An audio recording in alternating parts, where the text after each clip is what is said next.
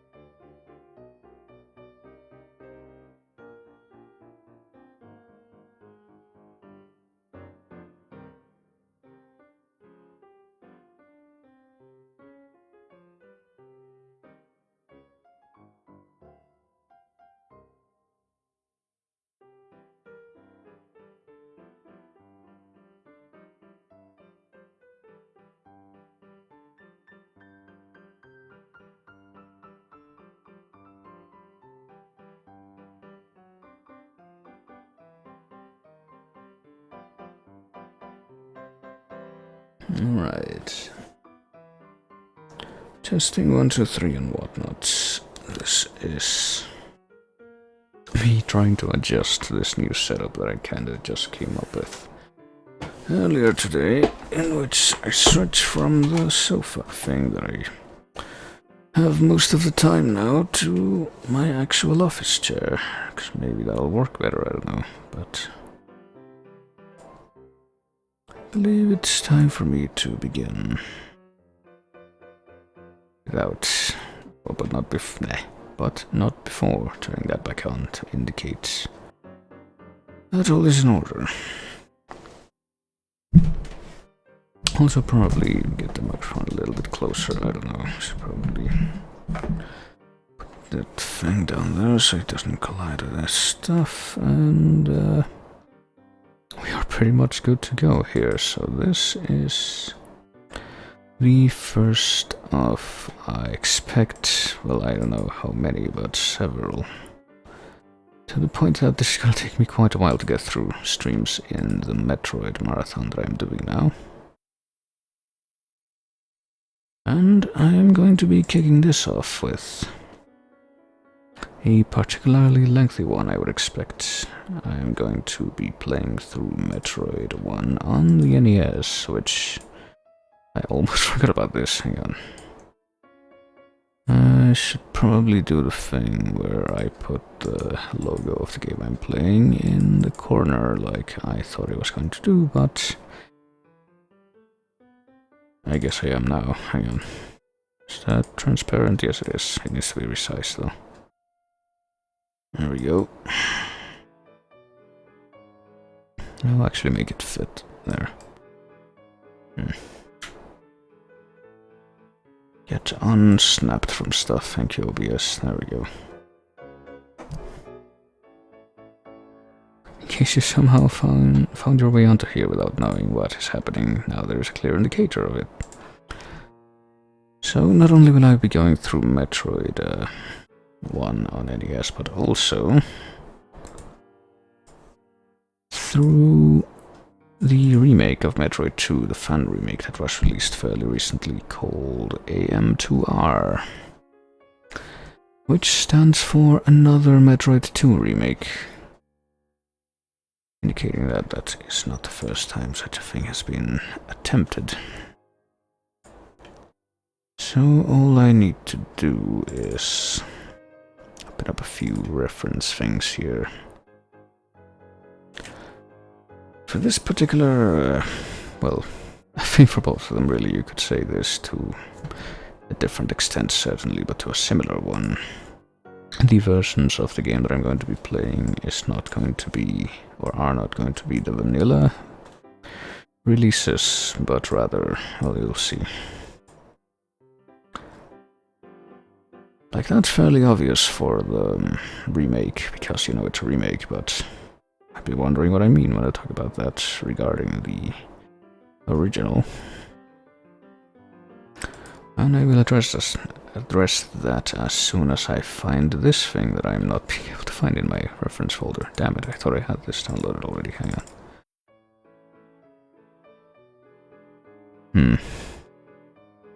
Alright. We're off to a great start with this. Just 2 seconds. I was so sure I had this downloaded.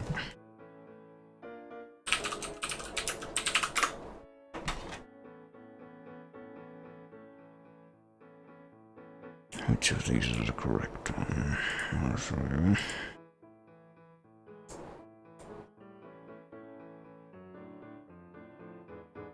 Okay, there we go.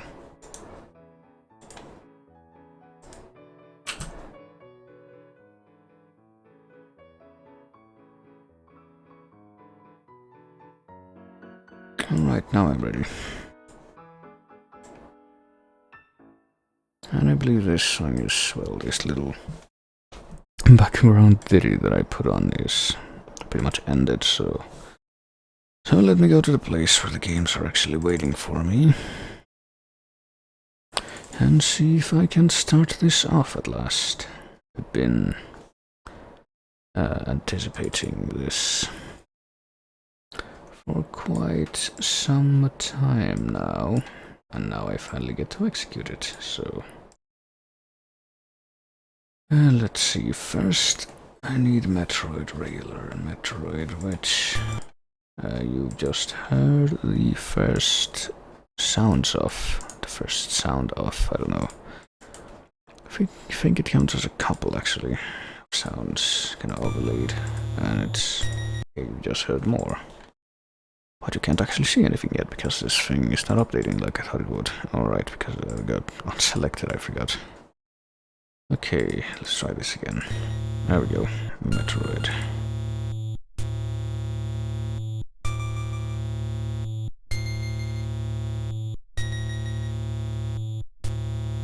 Metroid, which is gonna be in the center there. And which we're going to appreciate for a bit. Appreciate several things of, including this music, but also this little backstory that we're given a few times before the game actually commences. Metroid, a game from 1986, which some of you may know.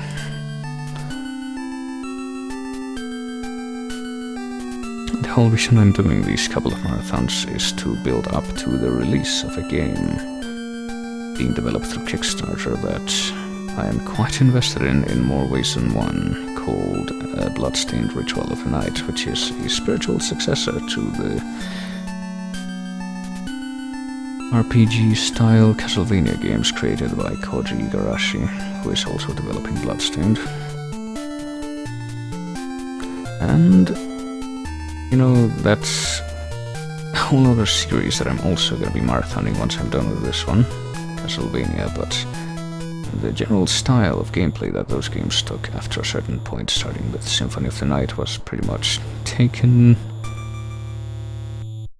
in many ways from the style of this series, and the style that this series had and has maintained pretty much for the most part from the beginning, from the first installment, which is the one you see before you. So let me see if I can actually catch this text now and read it. Emergency order. Defeat the Metroid of the planet Sebeth and destroy the mother brain, the mechanical life vein, says Galaxy Federal Police AM510. So if you're familiar with the series, you may already know, or you may already have noticed a few curious things about that little text scroll, and by crawl I mean just static text. That's not really a crawl at all, is it? I don't know why I said that, but for one thing, there's a spelling of Sebeth with, you know, TH, even though later on the planet would be transliterated as Sebes. And the fact that there is no particular clarification of what is going on in the game, plot-wise, beyond just what they tell you there. Something that would be retained for a little longer, but that would soon pretty much be completely changed by the presence of a developing story. But there is a developing story that we will not delve particularly far into today, because we gotta get through the couple of games that originally disregarded it. So now that we've witnessed this little opening a little bit, kind of basked in it for a few minutes, I am going to load up the version that I'm actually going to play, which is this one right here, which appears identical at a glance. But there's a reason I did not just load it instead of the one that I did load, which is the vanilla one. One thing you might notice that if we just kind of sit here and bask in the glory of the title for however long we want, it won't really go away and display the opening text like the vanilla one does. Did want to take a look at that text, so hence the reason why I showed that one off first. But now that I have, it is time to delve right into the version that I'm actually gonna be, you know, using.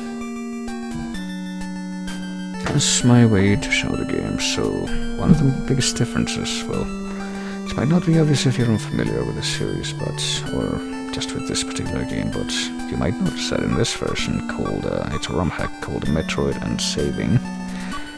For one thing, you can save. Speaking of saving, there's something I forgot to check. 1 second. I am the most prepared person. Okay. Okay. Sure. Alright. Hang on, can you see the... You can. Just probably turn that off. There. Alright, now where was I? Oh yeah, saving. A very novel concept that was not really present in the original, certainly not in this form. You could save your progress, you know, it was a very lengthy game for its time, but had to be done through a password, which is quite a hassle compared to just being able to do this. But this is just the most evident difference. There are a few other things. Well, one big one that I can think of that makes it more convenient, and another one that makes it convenient in a different way. I might need to load up one more thing that I forgot about, because as I have already proven, I am the best at making preparations for this. Well, I mean, I actually prepared it. I just forgot to pull it up just before I did this. Alright, is this the thing? Yes, it is. Alrighty.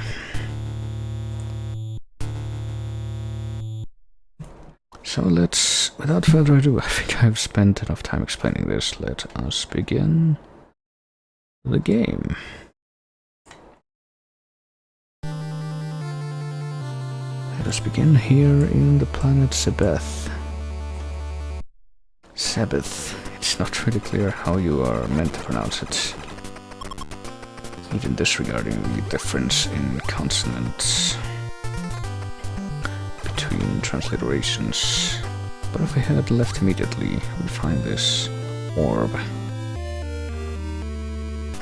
which lets us, the protagonist, Samus Aran, a mysterious bounty hunter, clad fully in armor, roll into a ball like this, something I guess we couldn't do before.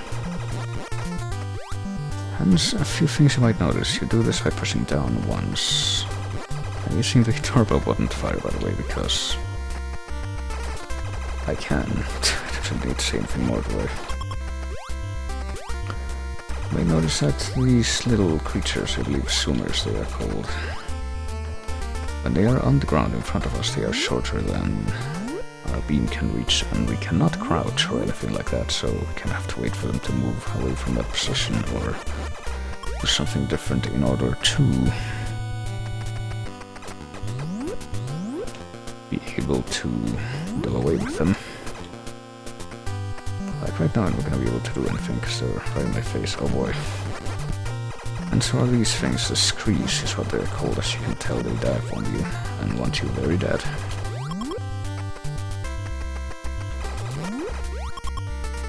Unfortunately, they are also liable to dropping these health power-ups, which I will need plenty of for several reasons. You might have noticed that little hole we could have fallen down there earlier. That would hint us to what this game is all about, as far as how its structure works. You can choose to travel in many directions. Like right now we can go up or down. I think if we actually try going down, we can't actually do that because it's actually a dead end, but most of the time when you get to a fork in the road like this, you actually can take it either way and figure out what is behind each of the obstacles that it presents. And you will need to do a very thorough version of this to actually reach the end of the game. And something that left many people of the time perplexed is the fact that there is no map of the game provided to help you along with this. This was the case with some other games. However, this version, if you press pause, you actually do get a map. Pretty minimalistic one, doesn't really tell you where anything important is except those dots, which, well, we'll find out what they mean sooner than later. There's something inevitable, but beyond that they only tell you where you are and what the area around you looks like, which, you know, granted does help with not getting lost. At least not getting lost as easily as you would if you didn't have that, which, you know, I say that like it's nothing, but it's kind of a big deal. I can imagine.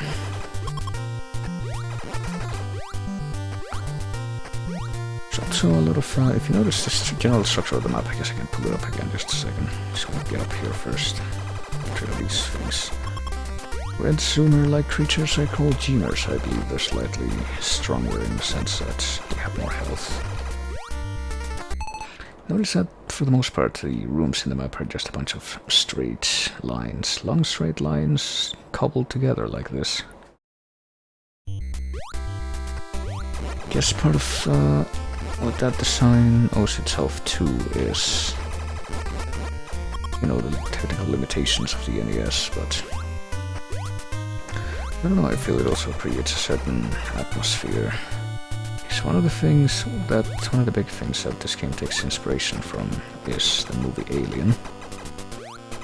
I believe the full extent of what makes that evident will be evident by the end. I sure do like repeating myself, hang on. Speaking of things, there's, if we want to get through this with an acceptable degree of swiftness, we do have to follow certain directions. Alright.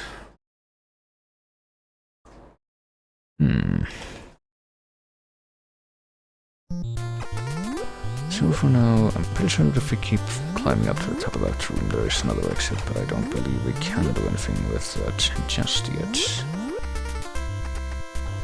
Anything too fruitful anyway. You know, there's for many reasons that I don't think I'll go into great detail, because I'm not nowhere near as knowledgeable on them as you might imagine. This game and the series it has spawned has a very thriving speedrunning community, something I absolutely do not dabble with. And so, a big part of what draws those kinds of people to these games, I guess, is the so-called sequence breaking, in which you can perform certain things, go certain places before you are meant to, or at other times than when you are meant to by the game's intended design, which is pretty interesting, and you know, due to the nature of this game, could be very possible. But I will not be dabbling in that. However, we did just get the missiles, the first missile expansion of the game. A staple weapon present in pretty much every game in the series. And that is stronger, and I do believe has longer reach than the crappy beam that we start out with. As you might notice, when we fire it only travels a very short distance in front of us, but the next step in our adventure shall be to try and change that, quite coincidentally. So let's go back up to this room and let me check the... okay. This general structure of it, so I can check precisely what I'm supposed to be doing without getting confused, which is something that I'm very susceptible to, as you will soon and quickly come to find out. I can English good, you see. Because if you're watching this, chances are you already know that. So let's see. Need to keep going here until we get back up to this room.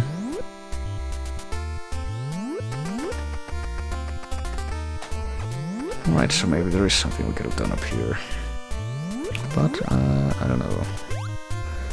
You know, I'm hardly an expert, as I said, as I've been kind of mentioning a couple of times, at figuring out what the optimized routes for these games are, but I did write myself a little walkthrough to kind of get through it fairly swiftly. I was playing this before, kind of in preparation for this. Something that was not my first time doing so, that was my first time in several years without just doing it very stuntedly with the aid of a walkthrough. And now I'm holding that. Oh hey, never mind, we had to go the other way first because you see these red doors? Well, like the regular doors, you need 5 missiles to open them. But because we did, we end up in this room with the bizarre statue in it. And if we get up here and shoot this orb, we discover the long beam. Power up that, as you might expect, lets us shoot quite a bit farther. Along the full length of the screen, if I'm not mistaken, actually. Yep. So that's given us quite an edge.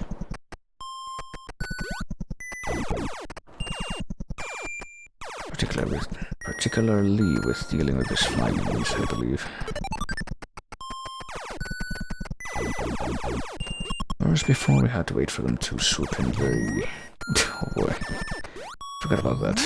I knew that that happened in Metroid 2 when I streamed that, but I forgot it happened in this one as well.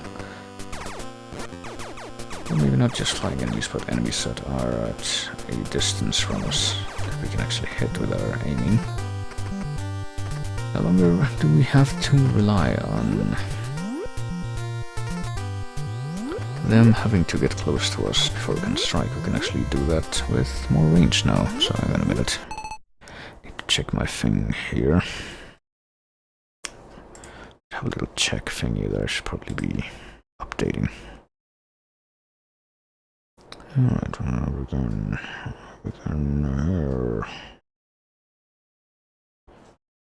I got the first of these, okay.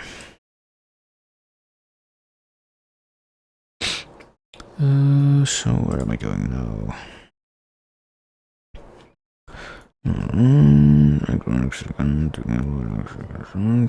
Okay, we're just walking past this room.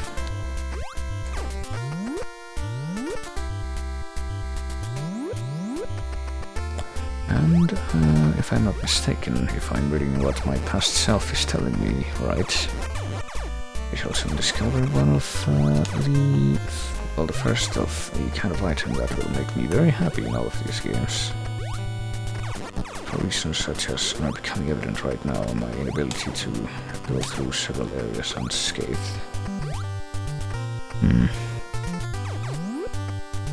Alright, hang about this thing that I'm supposed to be getting, it's okay.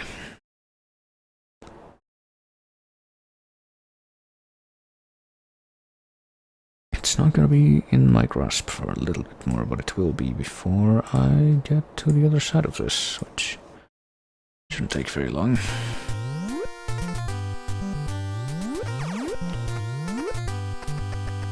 Oh boy. Oh boy. I'm in danger of dying now because of these things. Okay.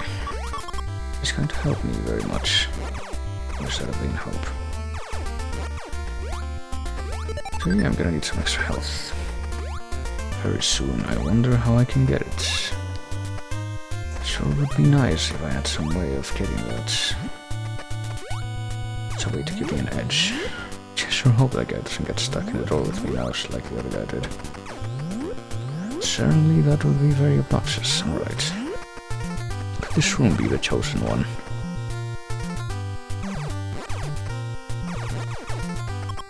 Ooh, look at that. 2 power-ups that gave me, I'm pretty sure that was 20 health each instead of 5, like some of them do. Oh boy, here we go.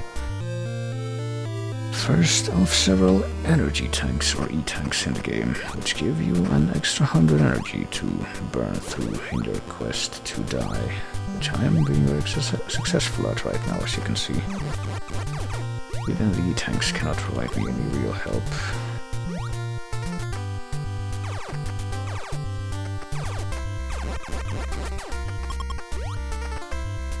So those things do drop the 20 health power-ups. It's good to know. I don't know what it says about me that I don't know I know only a handful of the enemy names.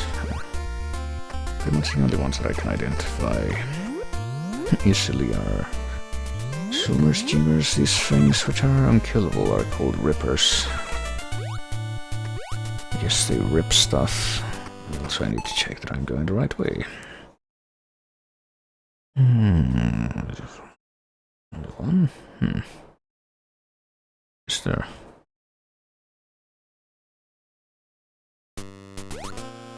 Okay. I think my past self made a little oversight because my instructions to my present self say take left exit, so apparently there's more than one. Oh boy, well let's try to get through this room without incident to the best of our ability.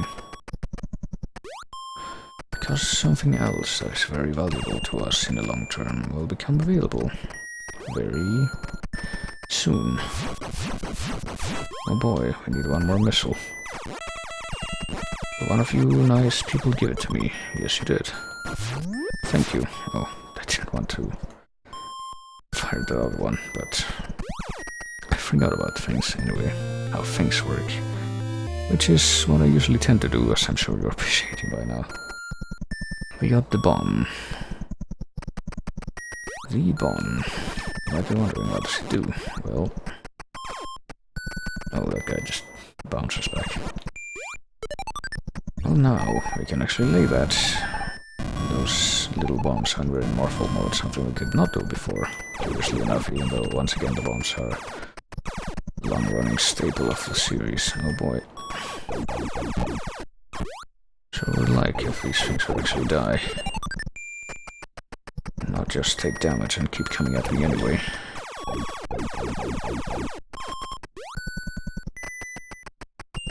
Alright, let us remove ourselves. I'm fairly certain we don't need to make use of the saving functionality just yet.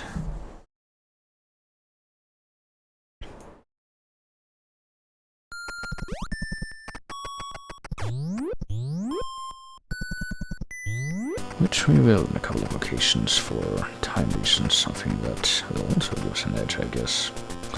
We could have done the same in the original version, but we would have to deal with the passwords, and no thanks. Alright, so we go back down here.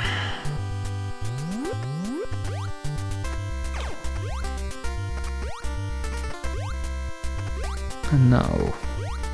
the bombs are actually pretty useful for a variety of reasons, but... the greatest use they have for the most part in pretty much every game that features them. So, oh goody. Every game that features them is that they reveal the secrets of the world around them. In a way that's not typically easily provided by other resources except for a very iconic other one, which is not really unrelated to or different from the bomb in itself. But that will not be seen for a little bit yet. So for now, let us go back to this room. It has these horrible things in it that I don't like. One of them is dead, which is fine, but as you can see, there's another one down there. And if I'm not mistaken, there we go, we can actually get down there. Let us be adventurous and discover that this is actually a fake acid floor, which is, you know, reasonable to assume that someone would discover that on their own. Good old Nintendo.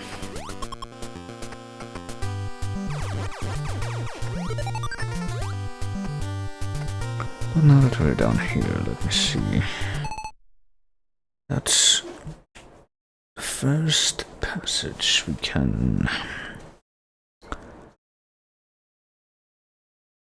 a secret passage we can discover with if we follow this particular sequence.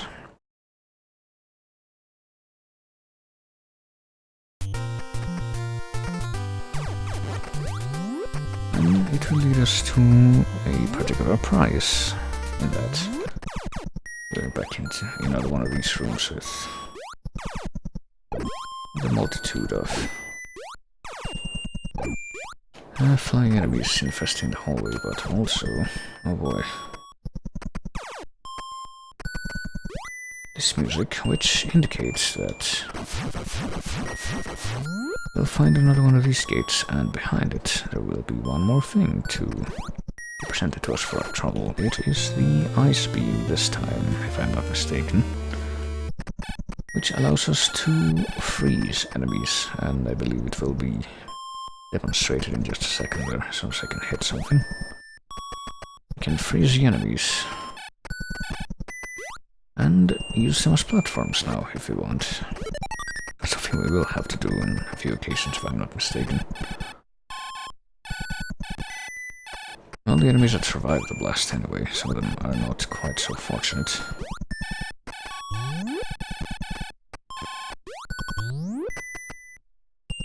So let me see, now that we've gotten the ice beam, I believe we're actually gonna do the first use of, make the first use of the additional saving functionality that this version has by pressing up and B in the second controller, which I've just done in a very intuitive way, and now we're going to save, which brings us back to the start and lets us see what we have collected so far. The morph ball, the bomb, the long beam, and the ice beam. And 2 out of 5 missiles right now. And 1 extra energy tank. That's all the stuff you can see, but if we start up again, we end up back at the start of the game, which I guess is our way of doing fast travel now. Alright, hang on a minute. So I'm not quite so sure where to go now, because my instructions become a bit unclear at this point.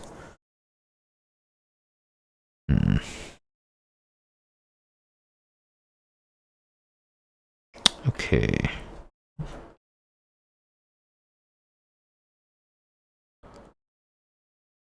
Let me check, so I also need to get a map full of things here that I should probably be marking off where the stuff that I've already collected is. Got the morph ball, the bomb, the ice beam, and the first E-tank and the first missile expansion, so now... I'm getting at this, but... rather... okay, I think I'm skipping a step right now. Because I don't think I managed to... there's something that we can do if we do some sequence breaking with some skill that I don't think I have, so... rather than doing that, I do believe I will go to the next step in this chain of things that I need to acquire in order to succeed at the game, so let me see. There's something I need right here, actually, in this general area that I should be getting right now, because if I wait to get it until later, it will be considerably more difficult for a certain reason. So right after we pass through this room, find this room with all the screens on the ceiling.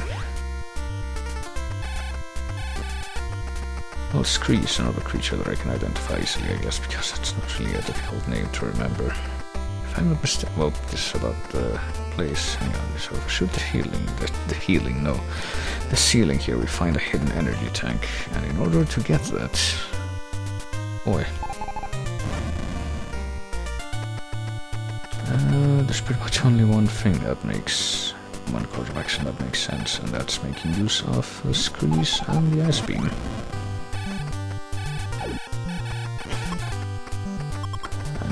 If I'm right, which I really hope I am, yet if we head far enough off screen, the enemies that we left behind will in fact regenerate, so... oh boy. Let's review that one more time, wherever it may be. There we go. And get this guy to come over here, so maybe. Actually, don't remember how I managed to do this before. Or how precisely, at least. So let's go. So we doing this right now, I guess. I honestly don't know if you're supposed to be able to get this, like, but one of the things that... oh boy.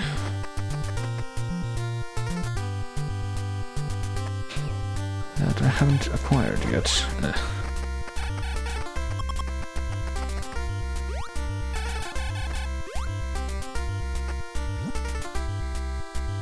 Actually pretty confused. Oh wait a minute, another screenshot of that guy wasn't there before.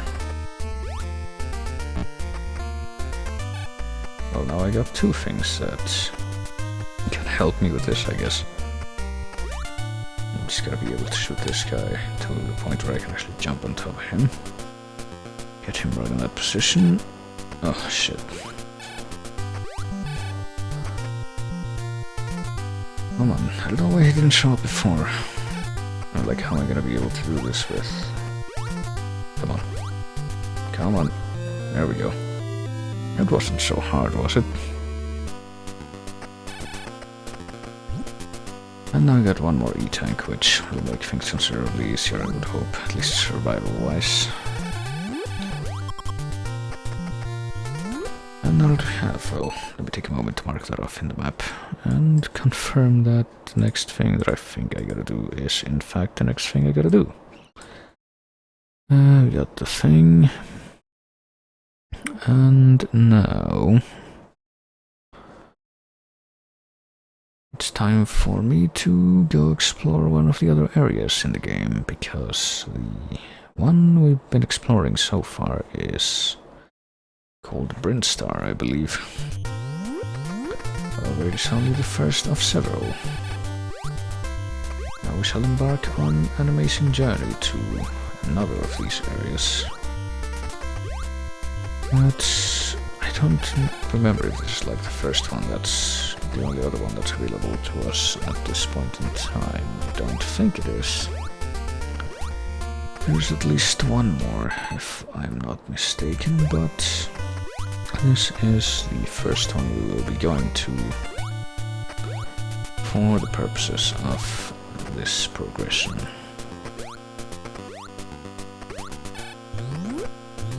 So off we go.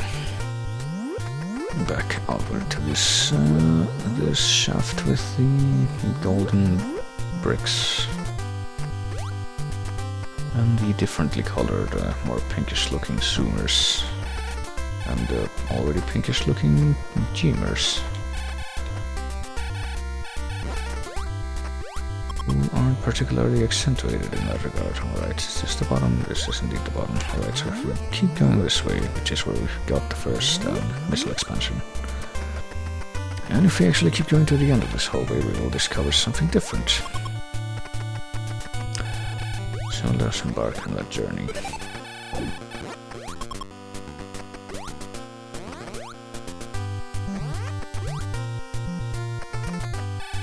All these perilous encounters that we're being faced with. Past the point where we quit last time, and to a nest of wasps, oh boy. These are actually good places to farm health and missiles if you're low on them, but as you can see, they are also good places to create that necessity if you're incompetent as I am. Maybe you can also stop the inflow of those things by either freezing them or just not picking up any power-ups that they leave behind. So now that we've reached the end, what is this? It's an elevator, so if we take that down, where shall we end up?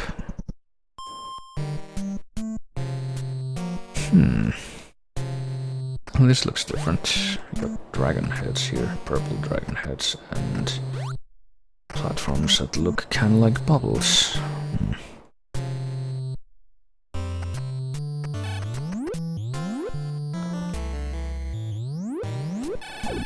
Well, something interesting about the way the different areas work. Oops, regarding... I hate these things. Regarding the saving system will be revealed shortly, I trust. Right now we're just going to the end of this path. Those red diving things are called the Gigas, or Gigas, something like that. But let's get another missile expansion. Oh boy, it's a variation of the Ripper, the indestructible enemy. Oh goodness, it's seemingly impossible wall that's actually passable. Because there are hidden passageways, better get used to those if you want to play Metroid. Oh boy, purple thingy.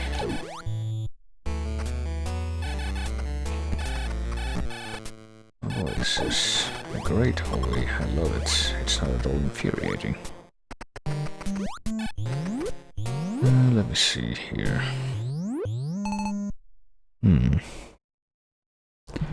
Must be getting 2 missile expansions from here. Oh, I see. Hang on. Get to the end of this, I will get another one.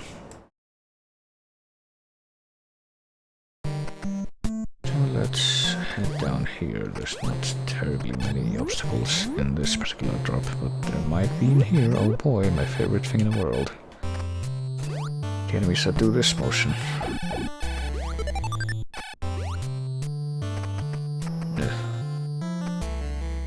And the red pits that spit out the cottage cheese lumps.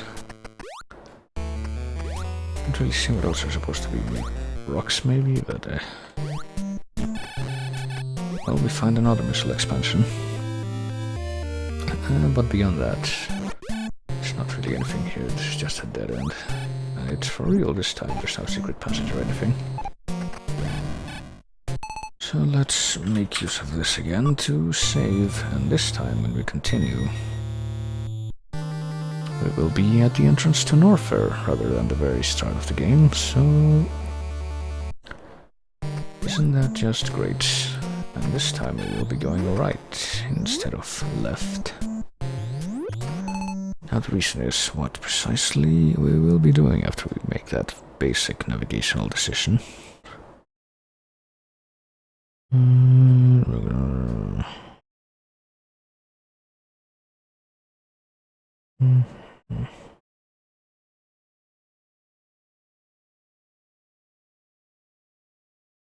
Okay. Now, well, very shortly, not just now. Oh boy, I've fallen and I can't get up. Like, really. Alright, there we go.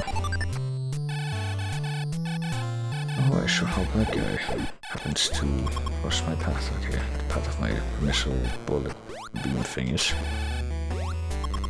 Thank goodness that it did. Sure would have been lost otherwise. Okay. Well, I do need to find a better way to replenish my health, I think. Just gotta identify the enemies that actually give the better drops.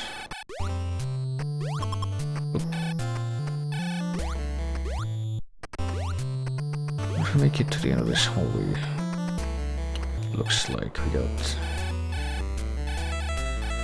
Oh, those things can't actually be killed. That's great.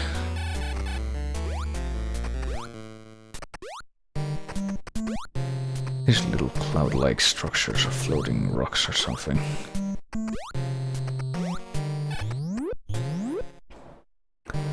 Make it to this hallway. As you can tell, it is very, very, very tall. Which might come as a bit jarring if you know how it's laid out and you get to one of these dead ends, but as a surprise, they're not dead ends at all. In actuality, they are a perfect demonstration of why you need the morph ball to discover all the secrets in this, because it covers the hidden blocks like that. And there's not much variety in how those hidden blocks work here, but that will change as we get later on in the games. For now though, let us simply travel to the end of this room. It has all the telltale signs of an item room. Oh boy, we're getting hit by the scrolling screen, that's great. And we're getting the high jump boots for our trouble.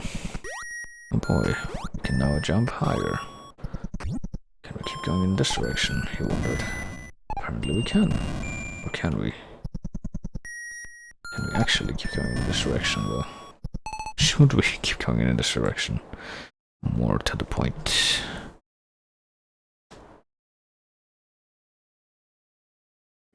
I suppose we must.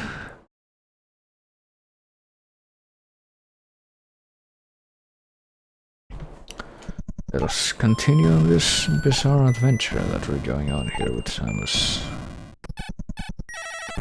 Oh boy.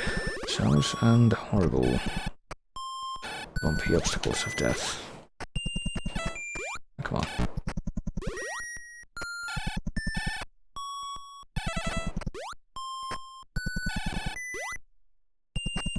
Alright. Creative use of the ice beam to create platforms for ourselves.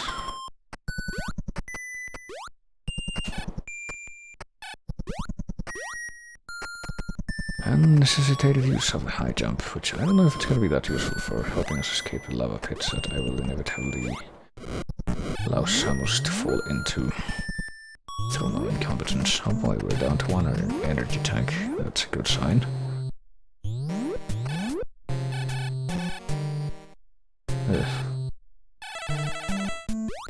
Oh boy.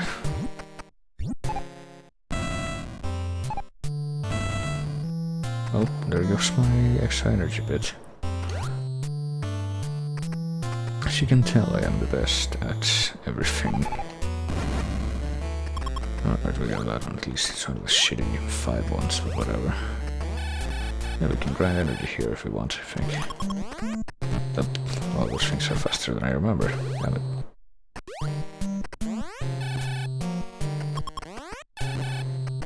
I might do that for a little bit, because I can't need that.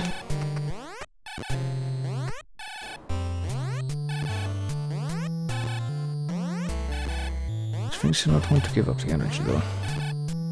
Oh.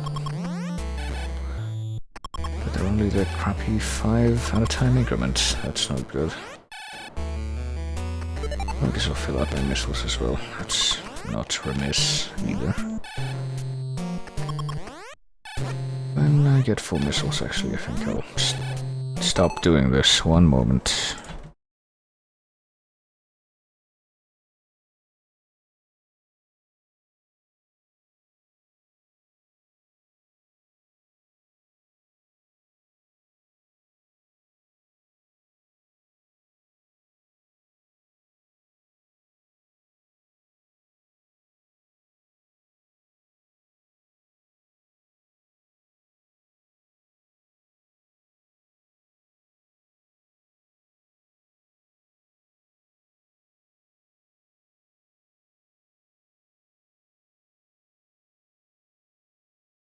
Alright, so where was I?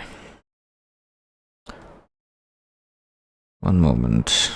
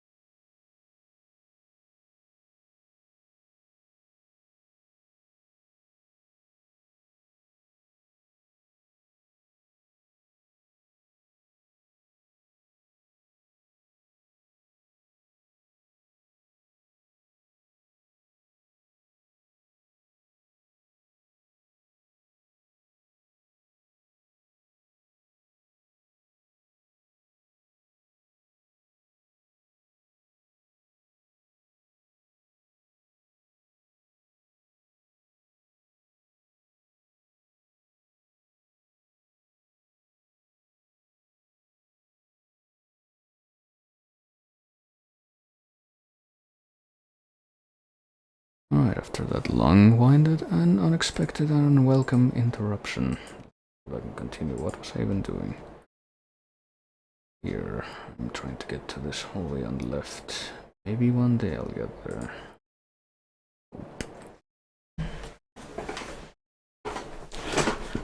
So let me see.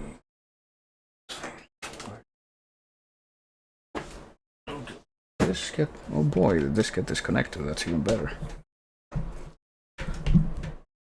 I sure do love this. How this is proceeding so far, everything is according to plan.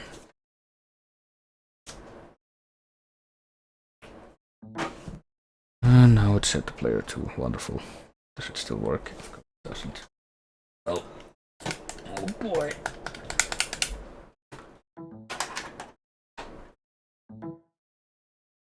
Well, hang on. Try something here. Try doing this.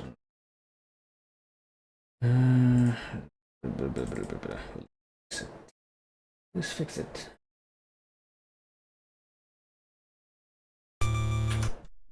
Does it work now? Okay, it does. We can at least. Oh yeah. Forgot what I was doing here, even trying to get full missiles here. Let's see if I can at least do that much. I can at the very least be granted that concession.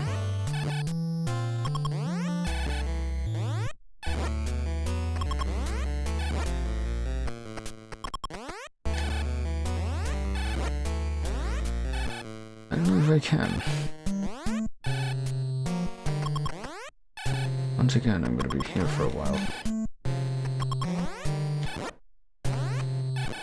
Much like in other things that I was certainly not counting on or expecting to be held up with.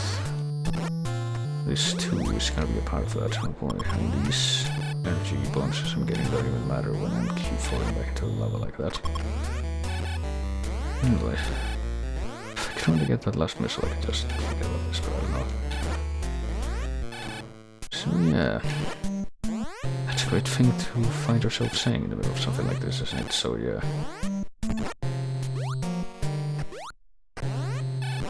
I just realized too that I forgot to put the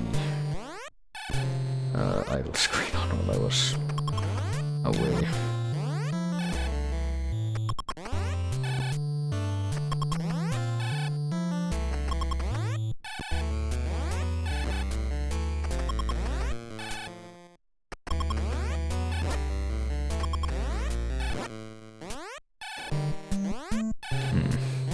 I don't know if I should keep saying stuff like this, inane stuff, or just being said. You know what? Forget it. I'm gonna go ahead and just keep going. I don't need that one extra missile, I guess. Do these orbs give... oh shit, better health power-ups? I don't know if they do. But anyway, we finally made it to this little green hallway here. Green hallway, which as you can see, is not quite what it seems. Oh boy. And if we time our jumps just right, we can find out exactly what it hides. It's another item hallway. Prelude to an item room. I guess that's what I'm calling it now. Oh, I sure hope I make it without the firewalls catching up to me when the screen scrolls like that, and I did. And this early into the game we get the first of... well, not the first of anything, I don't know why I said that, but one of the best items I didn't get actually. Screw attack. Oh boy, I just realized that I almost locked myself in there. Okay. Screw attack, which allows us to destroy nearly every enemy in the game by, normal enemy at least, by just rolling into them like this when we jump. I believe it even works on these rippers sometimes. Not with that one though. Alright, we can't shoot down like we can in pretty much every other Metroid game. So we gotta use the bombs to get out of here, so do we even want to bother with that though, or do we need to go back?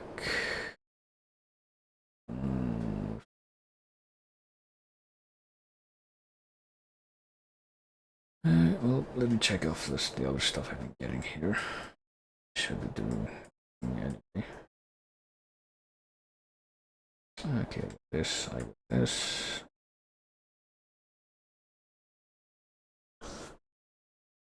Should I be going... Which... Oh, this one, okay. I got confused in my directions and I thought the vertical room that they mean is the one that's all the way on the right, but no, it's the one that I just came from and that I'm in right now, I'm pretty sure. Okay. I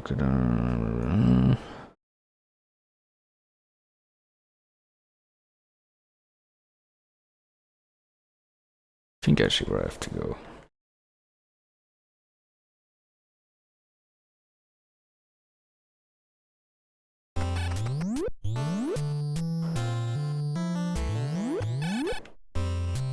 Oh boy. Well, we don't really need to mess with the ice beam all that much. I already have the scroll attack. They just bump into things and destroy them now. I guess it also helps for the fly farming. Kind of. Well, it does. I'm gonna use it right, not like I'm doing right now. Ugh. Oh boy, 3 of these orbs.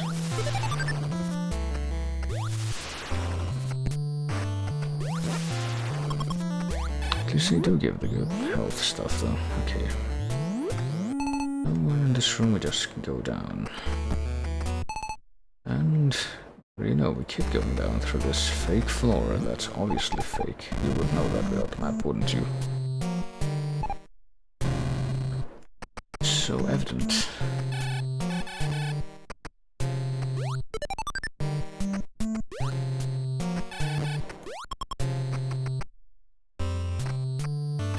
And over to this other exit that leads to the right.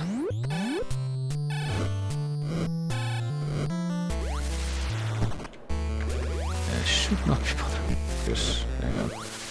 Can I speak anywhere when I can just destroy those things with screw attack?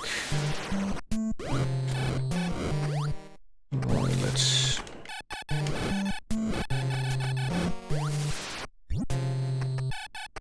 and get past this little puzzle area. All these blocks. That greater incident. Then with those annoying seahorse things shooting at us from below. So it would have been a pain if I had fallen there, actually. Just now realized this. Okay, now that we're here, the next direction should be... see if I can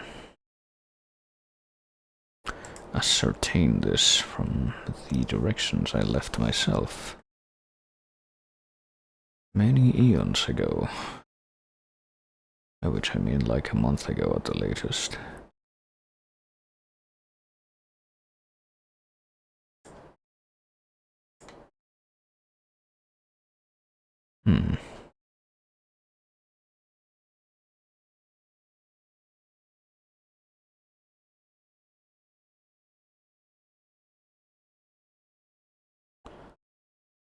Alright.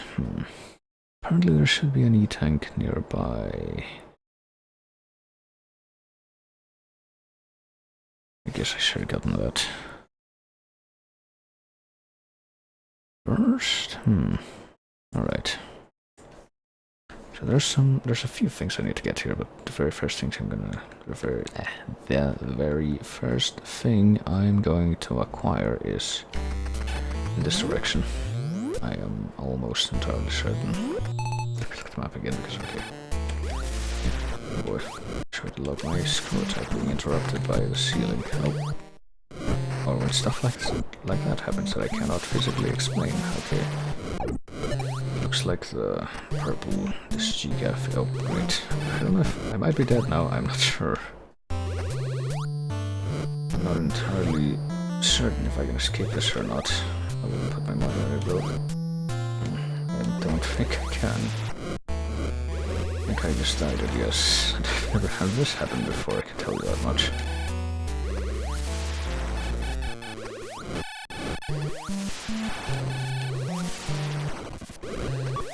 Unfortunately, this is like the only, well, one of two Metroid games that originally does not have the wall jump, so... continue, I guess. Probably should save there, but... Well, I mean, saving puts you back out at the title screen, which is an extra step, alright. So now we need to go all the way back to where we were. Just lost, unfortunately, quite a bit of time by doing that, but at least I get to keep my screw attack, you know. And, what else did I get?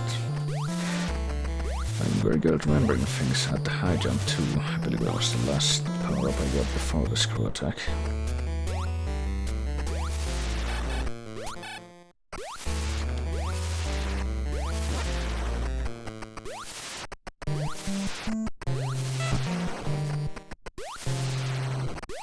Just realized that, or remembered rather, and noticed that when you save and quit like this, you only get 30 energy to start with. It's pretty good and not at all nerve-wracking.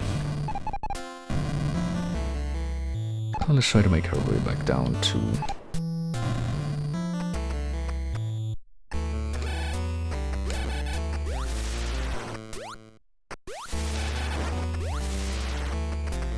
where we were before.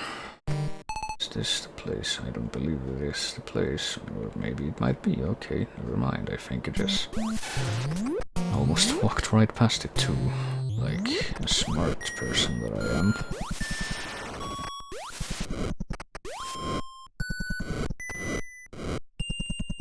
Oh boy, I sure hope there was some more... There was a reliable way to... get more health in this without having to just farm it in a fallible way like I demonstrated before, but I don't think there is. Well, there is one kind of. Fortunately, it's not the sort of thing you can count on. Oh boy. Oh, Jesus Christ. Come on. That was only a 5, of course. I'm in serious danger of dying here. Okay, you red bird thing, please. Don't be moving, don't...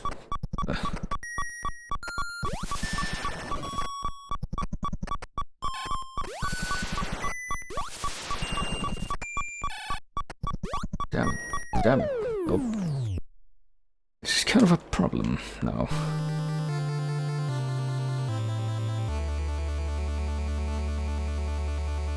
You know what if I take some license here and do this? There we go. Go back in time a little bit to before I had the screw attack, but after I... Or before, well, also before I lost as much health as I did by screwing up that badly. Nothing else that helps. Okay, I'm gonna time this so that the thing spawns again. There we go. And I'm on above it.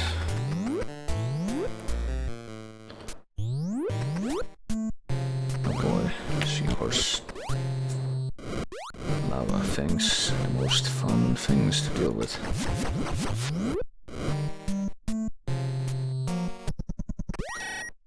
Alright, got the screw attack again.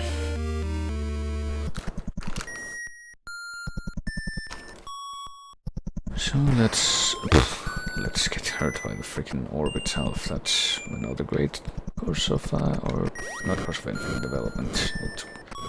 It's not really a course of action if it wasn't intentional or planned.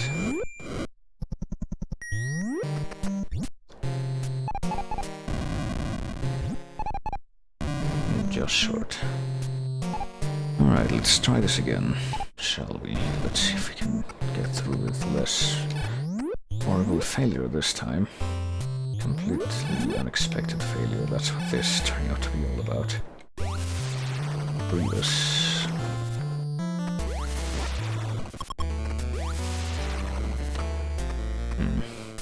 Also frustration that those things don't give us good health pickups as I thought they did. And these things are that difficult to actually exploit as I was planning to. I believe this is opportune for once, taking more time to waste my energy more. Got full missiles, I believe, at least. That was denied me in the past is now mine, kind of. Alright, I think it's time to just go past now. Oh boy.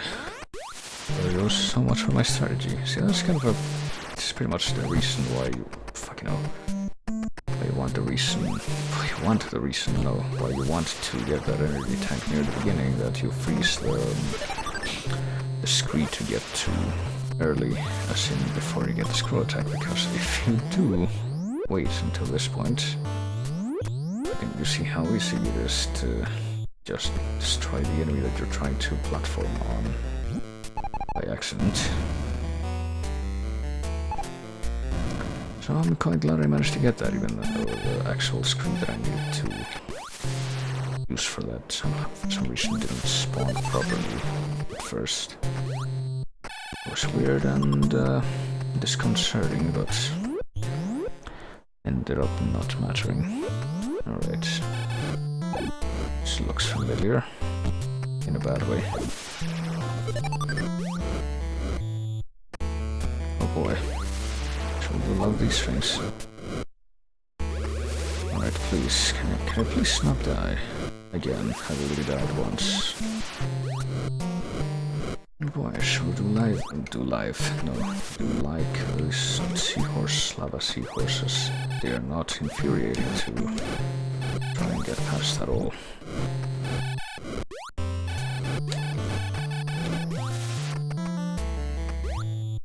Okay, I sure don't want to fall here. Avoided that before and thankfully avoided it again, so now... Okay, keep going right here.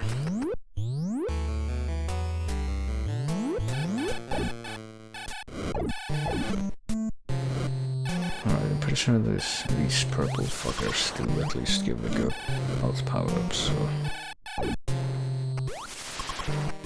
never mind, that one was only a 5er. Well, they don't always give them, but I'm pretty sure they give them more frequently than the other shield-flying enemies at least, so I don't know, maybe I should farm these two for a bit.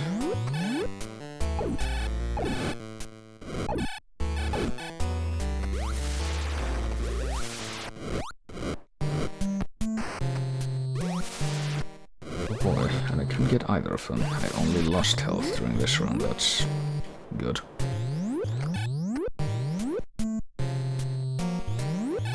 But hey, that's what this is all about, isn't it?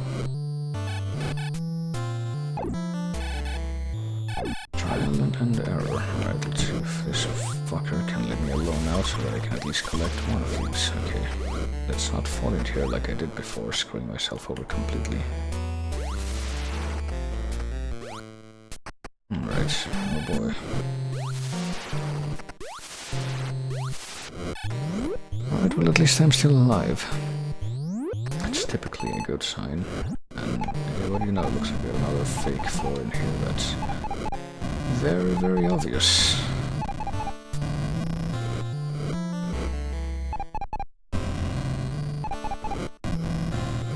It would be, the way in which we access it is even more obvious, as I can appreciate here. Hang on. We might actually need to do something like this. Like, yeah, for fuck's sake. Please. Yep, there we go. Okay, at least we get revenge against that guy. And now that we've come down here, hang on.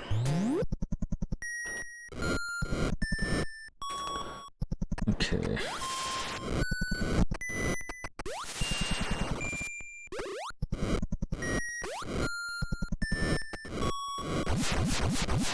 Get another item room. Wonder what could be in this one. Oh boy. It's another beam. This time, it's the wave beam. Wave beam, whose characteristics are very special. It can travel in a wave-like pattern, as you can see, and it can also pass through walls and obstacles. And as you might notice, if you are at all familiar with the original vanilla Metroid, it also has the interesting difference that it does not override the... Oh boy. It does does not override well, let's save this time. And continue, I guess. It does not override the ice beam. Or replace it, depending on how you want to phrase that. See if I can reaccommodate myself.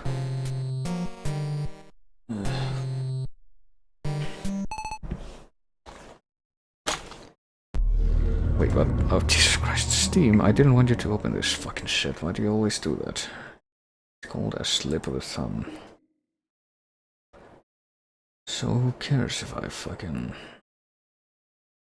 press the Xbox button thing? It doesn't mean I wanted to do that shit. Alright, well, let's try to ignore that for now. Put this over here, put that over there. Let's see if my foot can unnumb itself. Okay, I got the wave beam, I got the screw attack. Now I need to go all the way back to where the wave beam was, because there's a couple of missile expansions down there. That I couldn't get because of my horrible death. I don't know if... oh, there's also an energy tank. You know, there is that as well. Guess I'll try to get that first. See, that was an actual 20 health power-up. Why can't I get more of those? It's always gonna be the shitty 5 ones.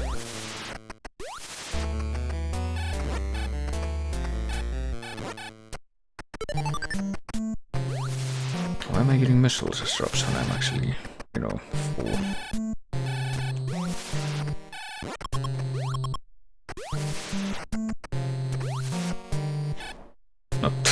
Wait. We'll work it out, I guess.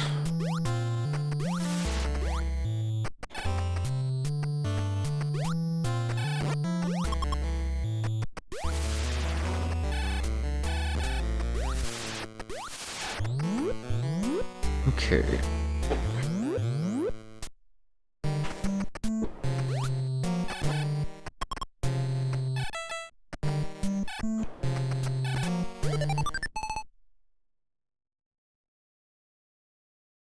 The place we're looking for is farther down.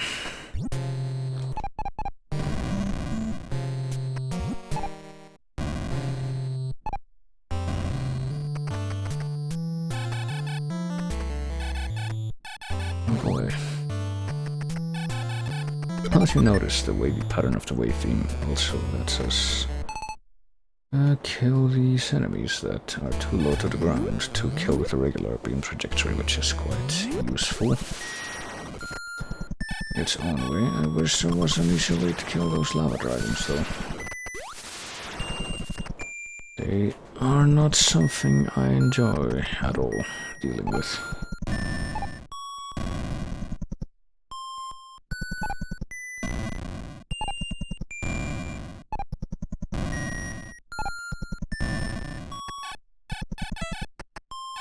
Alright. At least the wave beam does make progression through this a little bit easier, unless, you know, now it's really less liable to just drop dead because of her inability to stop horrible threats that constantly bombard us.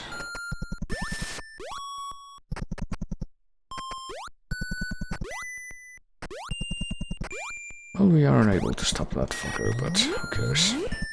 I can outrun him. We made it back to the hallway. No. To make it to this vertical hallway, but... oh, for fuck's sake, please. What are you doing?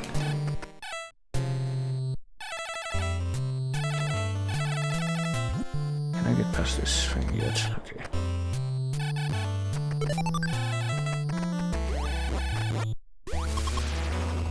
Okay, we've made it past one energy tank. That's actually pretty surprising considering how well I've been doing until now. Joy. Please. And then we immediately lose and go back to... well, kind of. Almost. If we hadn't gotten that drop, which I'm surprised we did. We would have gone right back to the non-reserve tank.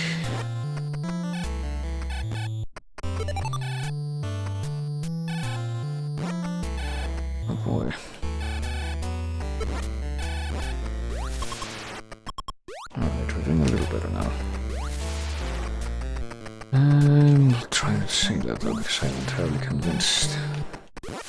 Oh, that is entirely coincidental. Just like that jump kill was. It was entirely coincidental, not well planned.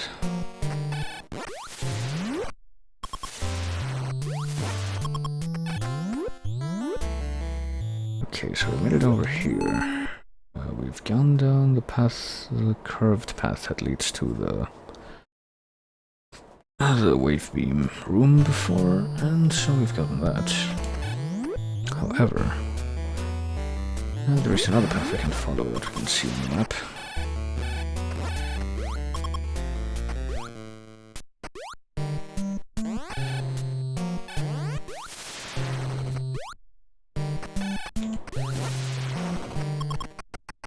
Guess we need to actually get there though.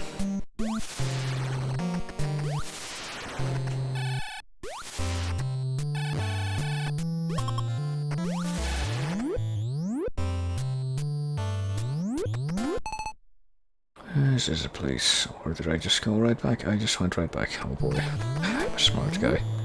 I know how to read maps. I'm totally paying attention to everything I'm doing.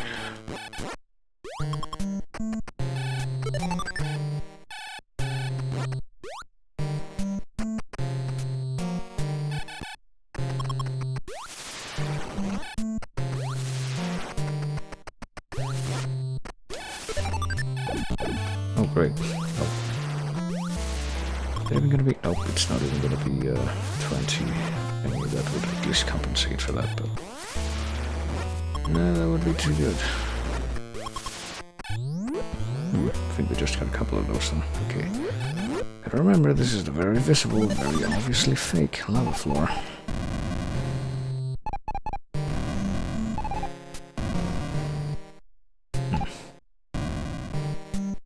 These bombs have like no blast radius, if that one missed. I'm sure I bombed the left hand foot twice, even with that.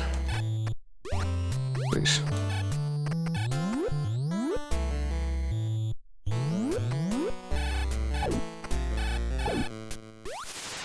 Alright, let's get past these fuckers.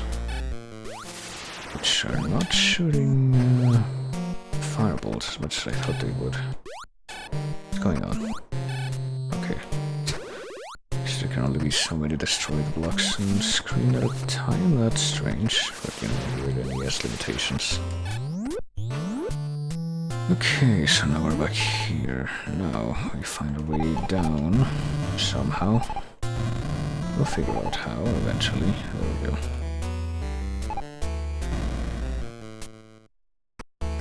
Please.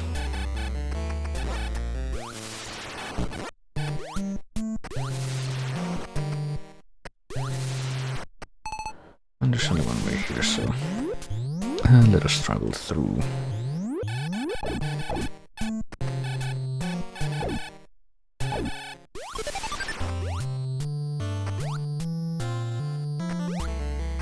And find a missile expansion. Something we clearly direly need, considering how many of those we go through regularly. And hey, it's another missile expansion. Isn't that great? No spoiler alert, that's the only other thing that's in here, so I should probably be going now, but first I want to kill this dude. So I can get another health upgrade at least. Power up, not upgrade. Pick up, I don't know what the best way to enunciate what the name is, but... Seahorses seem to be firing less now. I don't know what we have changed, but hey, I'll take it. I do like having less BS to deal with. Please. Why does I say that?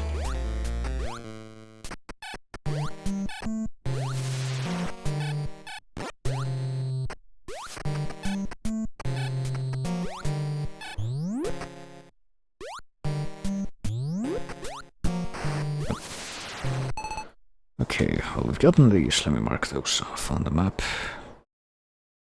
That one and that one. We got the wave beam 2, and there's one more that we can get if we travel all the way to the right here, which I will, because why not? Because this is a 100% run. even though, percentage does not get counted for the ending you get. And the purple seahorses aren't shooting anymore. Strange and unexpected blessing.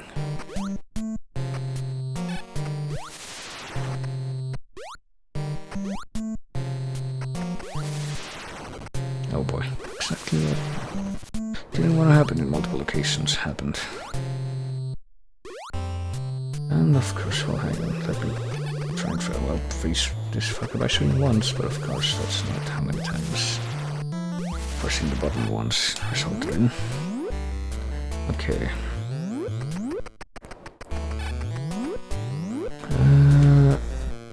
So how far are we from the end of this? Because this is making me a little bit sick.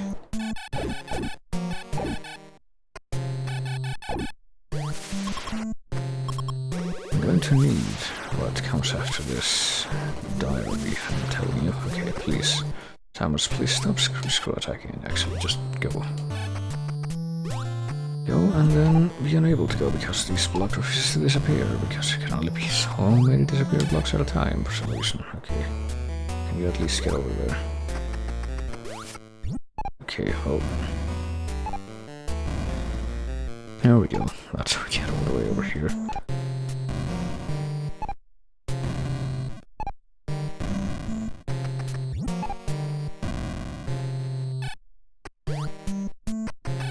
Still with the bizarre blessing of not having those seahorses shoot us. Something I will reiterate I was not expecting at all, and I don't know what caused it, but hey. How am I to complain if it works out completely in my favor? Alright, so coming all the way over here results in one more missile expansion.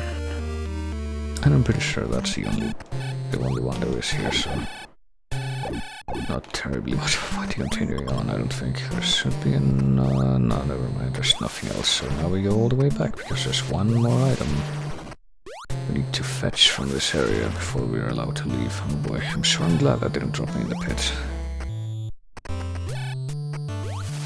Oh, I sure am frustrated that that did drop me in the pit. Sure do love that Samus isn't able to not screw attack when jumping out of the lava for some reason.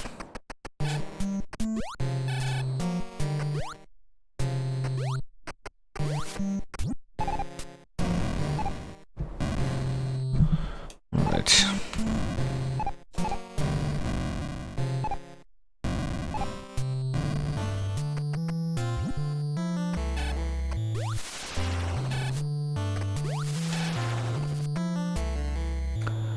Let's wait for these things to regenerate so they can be allowed to be destroyed once more.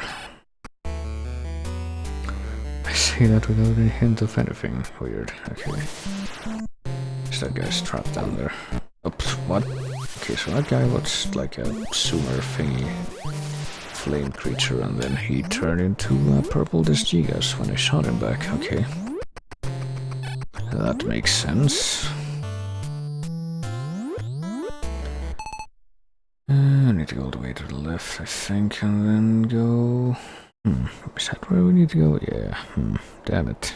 Oh well. So much for time saving. With a long road ahead of us.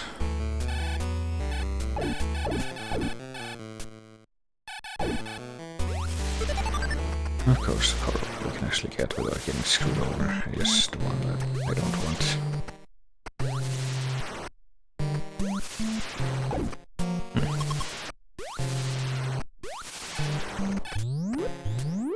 Okay. Good meditate, have we? Nope, gotta keep going left.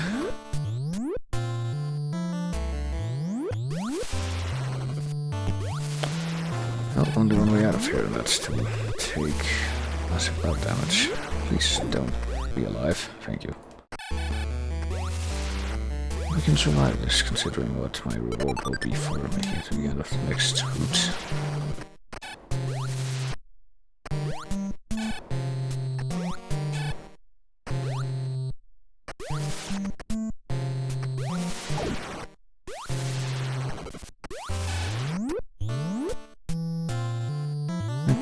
finally go up again. Oh, we can destroy that guy after freezing him. So that's how that works. Yeah, gotta keep going up here. We'll leave another the destructible thing, so let us go up here on the left side. There. And now that we've gone up, if we go right and keep going right until the end, okay, this is how we get to the last thing that I want from this place before I head back out.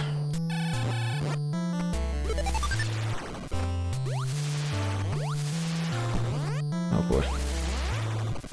Yep, I sure like everything about this. What is happening currently. This is fine.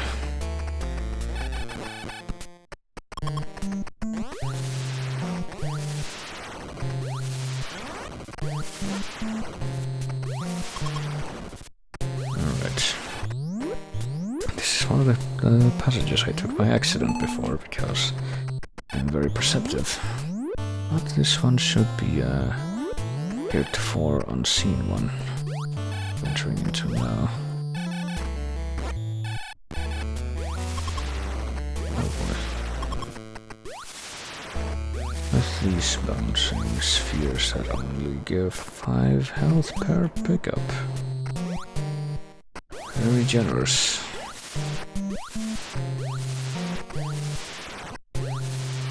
And these floating moss-covered stone things, I really don't know what they're supposed to be, but hey, there they are.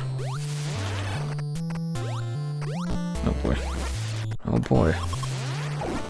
Sure do love hitting exactly what I mean to.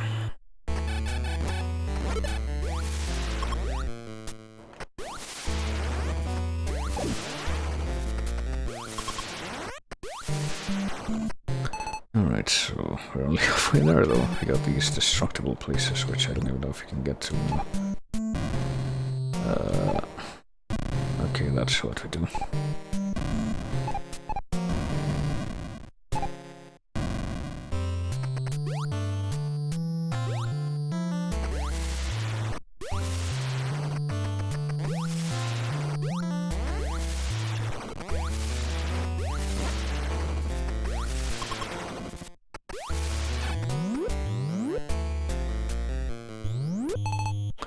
And now if we can find our way down here, which might require some additional mystery block location, which might end up being even less, even less intuitive than you would imagine. Oh, now we don't even have to break a block to make it down there. Alright. And there's no way we can morph forward in time to not get hit by that. But at long last, when we reach the end of this journey, which should be in this room, I guess, yes.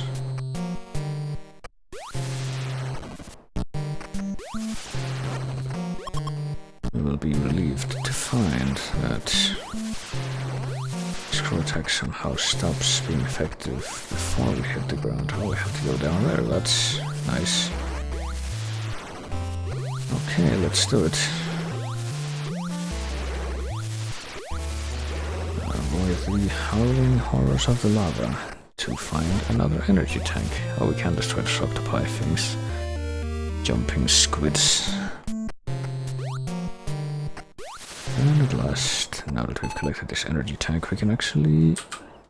Hello. Is that not selected? There we go. Save again, so that we are transported back to the entrance of... Norfair, that's what this area is called. I can't remember if I've already mentioned that or not. Are the two large areas we've traveled through are Brinstar and Norfair. So now we return to Brinstar because there's something that we've missed back here. That I will get right after I mark off these things that I got on my map. Okay, so I don't forget that I've already gotten them. I got the fucking missile expansions in this area, I got the energy tank, there's still one more that's to be acquired, but I won't be getting that yet because there's something else I need that's a bit more urgent. Well, a couple of things. One of which will also make me happy.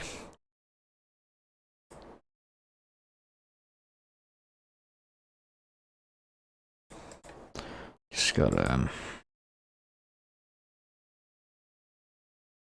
figure out where I'm going first. I've just exited north first, so it should be a matter of going this way.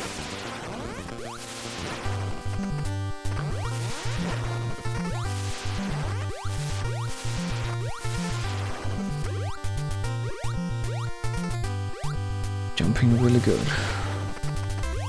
As you can see, performing excellently without blunders. Nope. Didn't drop into acid or anything, or get hit by screebats or anything like that. I say screebats because they look like... You know, their names in the 2D games are screes, but they also look a lot like some 3D enemies that behave much in the same way in the Metroid Prime games called shriekbats. So it's fairly safe to, you know, from a lore standpoint, I guess, to assume that they're somehow related. Right, so we want to go all the way up here and then go right.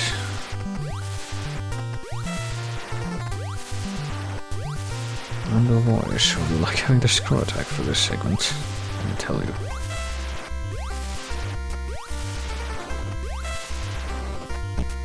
At least when it works. Same. Once again. Sure do like being able to jump good. Okay, kill that guy for one. You stay over there. Jesus Christ.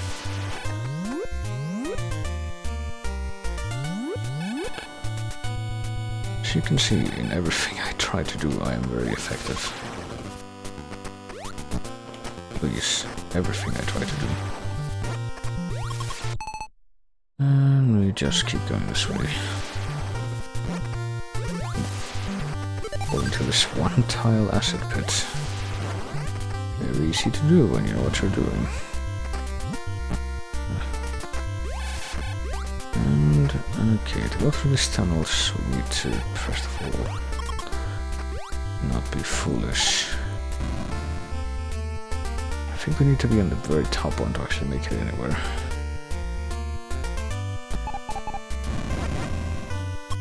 Looks like I'm more or less correct, so I sure hope that one block that was providing access to that tunnel is black. And it looks like it is, if I can only reach it now. Okay. Oh great. Well, let's wait for that thing to regenerate, come on. And let's get hit by the Ripper, because fuck it, there's no way to escape that once you're in that point. It's kind of there to rub it in your face. Hang on, okay. So there's a little something in this room that, once again, is not evident at all. Shockingly, they would do something like this at this stage. If we have the high jump and the wiliness to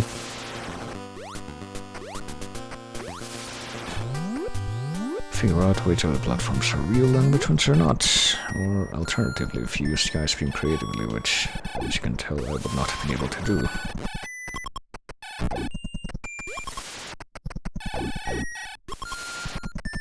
We can find this other item holder. This time done in the Brinstar style for obvious reasons.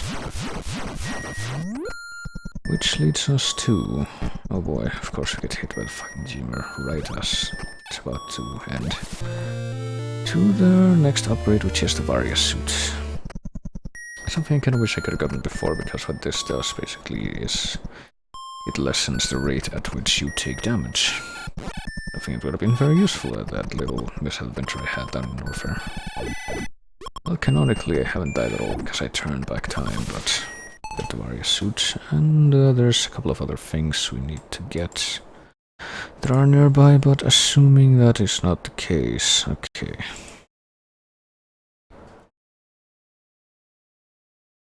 And that is the case though, okay. So let's get out of here and get those things. Just a couple of things that I'm pretty sure we can only get if we take this hallway passage exit. Oh boy, I need to bomb these quickly or else we won't be able to escape. Please. Okay, the guy got trapped in there. A little unintentional gambit from my part. I'm pretty sure that's not how you say that. It's either from me or by my part, something. I know how the English goes, as I already said. Okay, so there's a missile tank here. Missile expansion. Whatever you want to call it, really. I believe it's tank, actually, in the proper nomenclature for this game.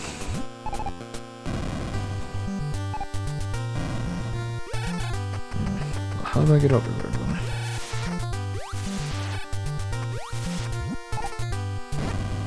Well, not that way, evidently. I need to bomb one of the floor tiles here to try and find an alternative underground passage, or... Oh, there we go. Now it's even more intuitive than what we're used to. How about now?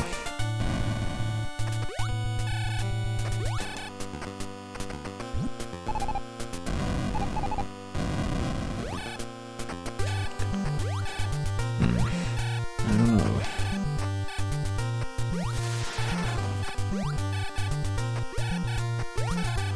I'm actually a little bit confused here, but I know... Okay, there we go.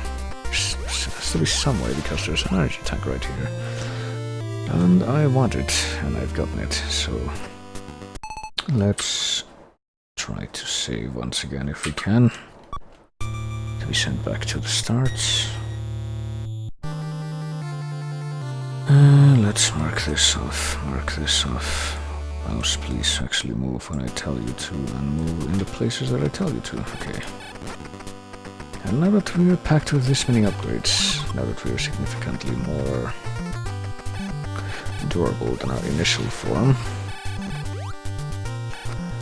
let's actually try to embark on one of the things that we need to accomplish to actually beat this game, shall we?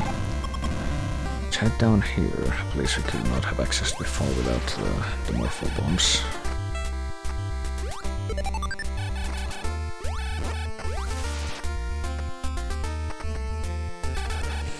And see what lies below this long vertical shaft. What we got going on here? Only one exit, and it leads right to an elevator with a scary face on it. So down we head to an area that has music that some of you might recognize. It's one of the more remembered tracks from the game. Aside from just the general Brinster music, I guess, that we've been hearing for a lot of this. So we've made it to another area of the game. This one is Kraid's Lair, aka the Brinster Depths. And we've got some things we need to do here.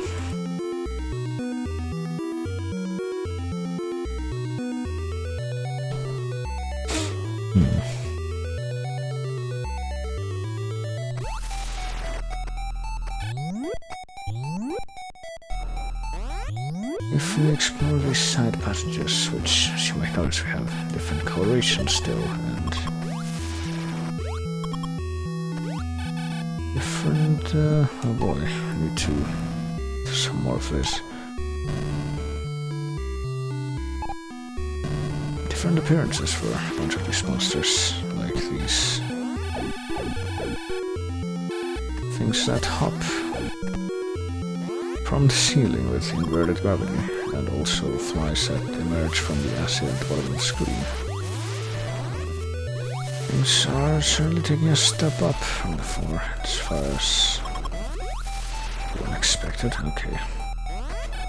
Okay, we can stop them as before by either not collecting the power-ups they drop or just by freezing them, so And to do just that, I get a missile expansion here, as we are used to.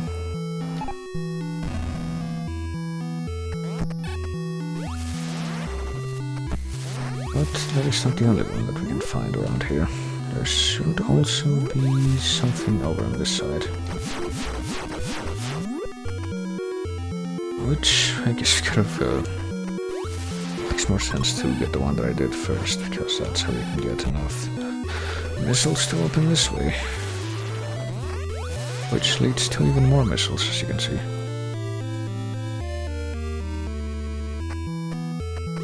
So we've gotten the missile expansions near the entrance, which is what my little reference file said, and now... Okay, we've gotten these,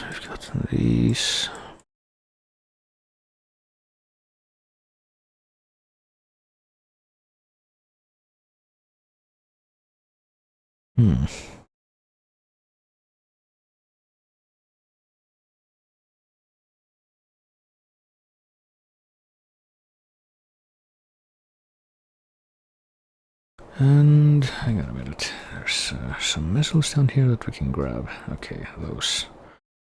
Pretty sure there's another energy tank. We can become the owners of. That's not very far from here. Should be, as a matter of fact, just below where I'm standing right now, if you go to the right.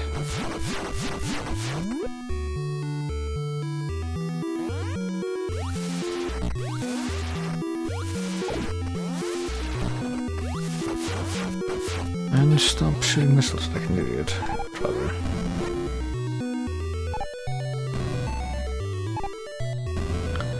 And proceed as planned. Well, these energy tanks are very well...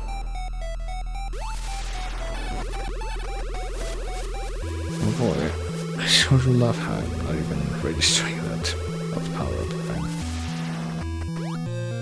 Very near to, but we get another energy tank. Let's... see, can we even make our way back? You know what, I'm gonna go ahead and save again. So I can return to the... oh, continue, I guess. I can also do that. There's also an option that we have. And now, rather than taking the paths that we already have taken, go even further down. Oh boy. Hope we can get back over there. Let's hope this Ripper hurries up and gets over here first.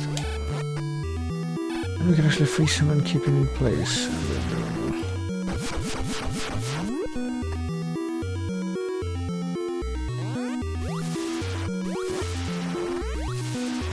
No, please, come on. And hope we can make it through this room full of horrible bees and flies, or whatever they are. Because waiting for us at the far end should be the last thing we need to get before we are sent on our merry way to progress. Right here, oh boy, of course we get hit by that, kind of inevitable. If we stick to the left here... pretty sure this room is really hard to climb if you don't come from the upper side of it. It's not at all like that big vertical chamber in Norfair that's kind of meant to be traversed back and forth. We get to get one more missile expansion, wouldn't you know it? And that should be the last one that we can get from this general area. So let's save again. Let's load back into the game. And this time, now that we got energy tank and that extra missile expansion, let's go left from the beginning, because there was another path you may have appreciated down this direction.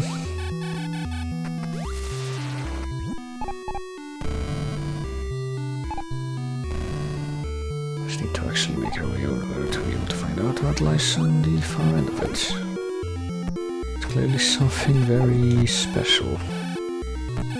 Something very pleasant and something not at all related to the name of this this place, which as mentioned before is Kraid's lair.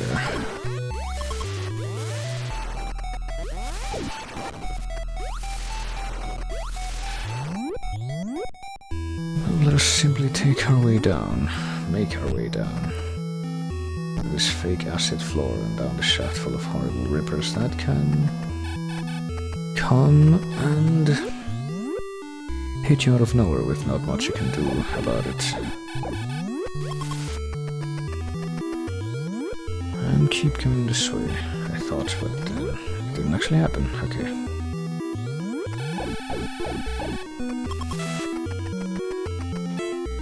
Alright. I'm a bit distracted looking at the reference here because I'm not quite sure exactly where the places where it's most advisable to turn are, but got one more missile tank here. And, if we keep going this way, I don't think we'll be able to. And, really, we should make our way a little bit back. Now.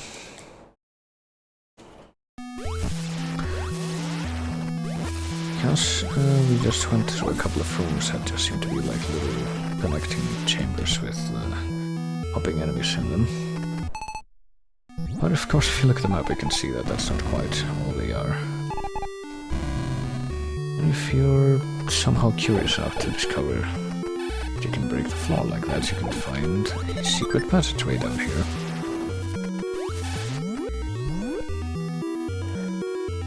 And hey, what is this? Someone's throwing spikes out of their belly and boomerangs out of their backs, and they die in one missile hit. Well, that was an easy boss to fight. Very menacing. Very clear that it was supposed to be a boss.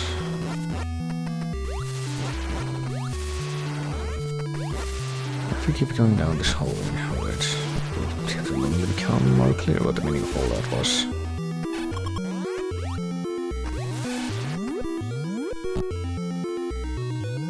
Alright.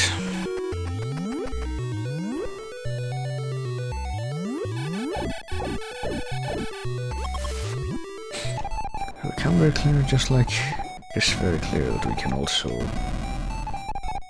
create a passage down by bombing the floor in this room, I think. If I'm interpreting this right. It's not, is it? This is not quite the place I was thinking. Oh, it's over here. Okay, I was off by a hair. Is it down near the center? Oh boy, it is, but I've screwed up because I went out the door. Okay, let's just kill this thing again. Okay, and actually wait here this time. Maybe. And hey, what do you know? This place looks different. It looks almost like these things are supposed to be the face of some creature, so let's take a look. Over to the left here. These missile doors usually hide something beautiful and wonderful, right? Well, today they hide Kraid, the actual boss of this area. That thing that we just thought that looked exactly like him was actually a fake Kraid. But now that we're face to face with the real one, we can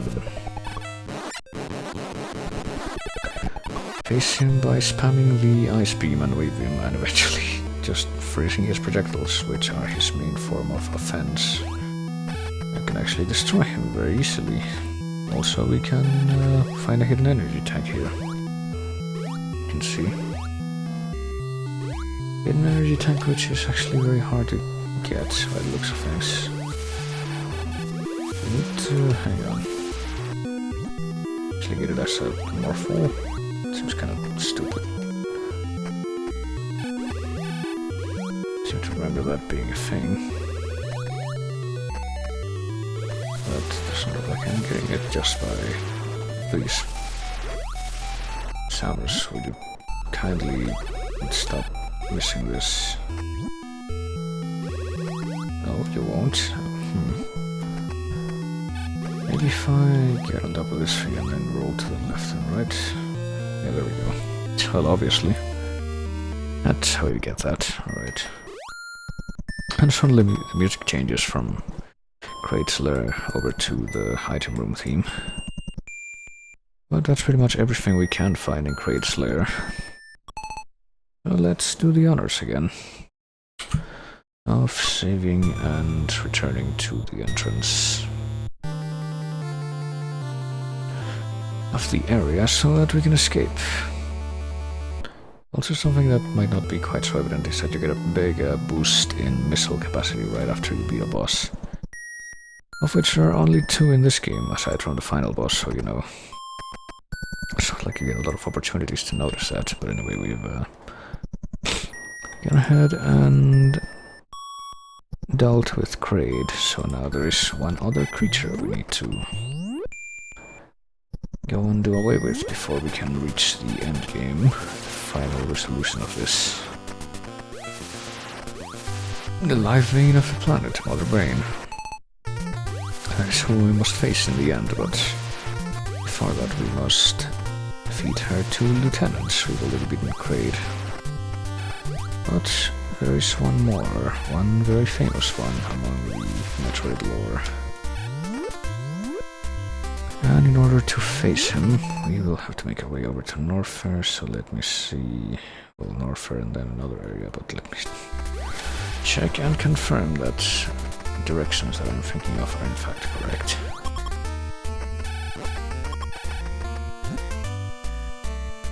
Oh boy, we've frozen this thing, which I'm pretty sure is not a missile, like, you know, the sprite is trying to make us think it is, but rather one of those Sooners.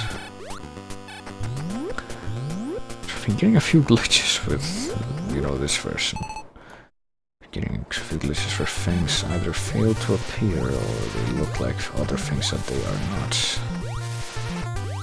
Never really seen something like that before, so yes, I sure am glad that I am capturing this somehow.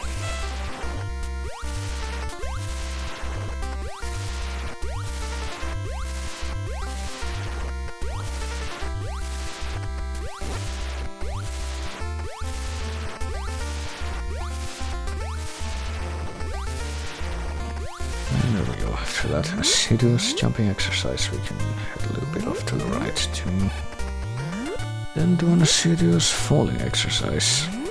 Sure, that's way to Norfair, just down and then all the way right, yes. One day we'll get to Norfair. It's my favorite country folk song.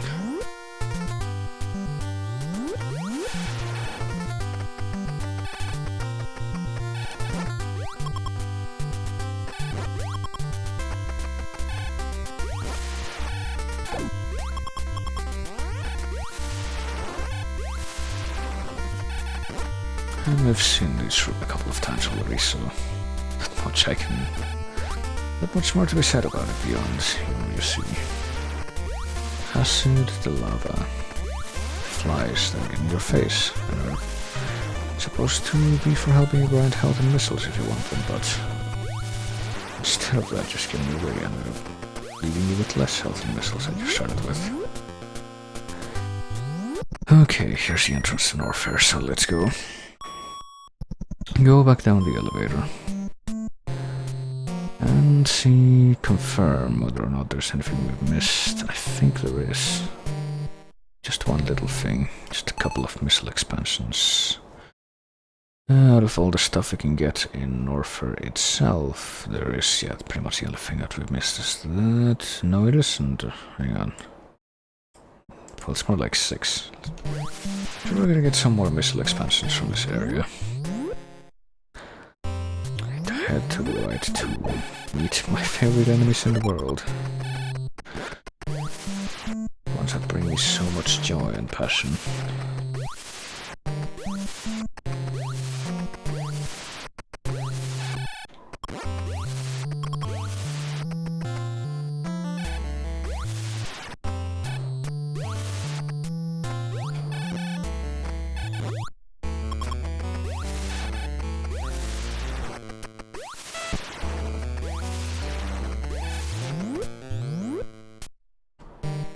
Okay, I guess we're going up first.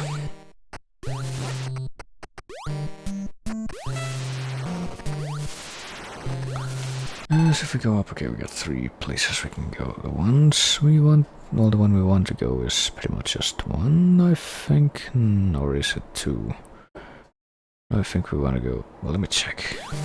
Shouldn't be too hard to confirm or deny this. I want to go all the way up top, but apparently the only way I can do that is by... Or is it? Okay, this map is lying to me. You can't do this by using the high jump and that leads me to be able to skip some things. There's how many missile expansions here? 5. Oh boy. Should be 2 in this room.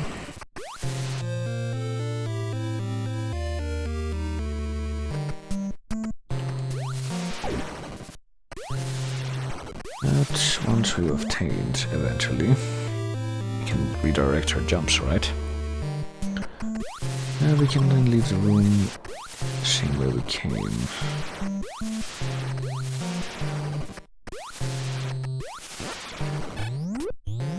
And go down here. See, well, we need the bombs to, you know, get down from up to down. But if we want to get from down to up, I can use the high jump and the regular beams to reach that place. Where's that? And then we make it down into this other room, which is very similar to the one we just left, except this one actually has 3 missile expansions hidden within. We barely need any of these missiles right now, but we're gonna need them at a certain point.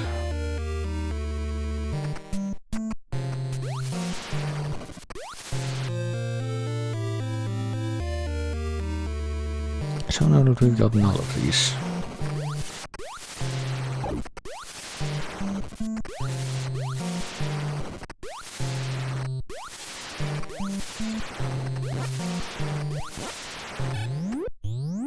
let's go back down to this giant vertical room and I believe make our way down to one last place that we ought to be exploring before we proceed to the next place that we actually have to go to.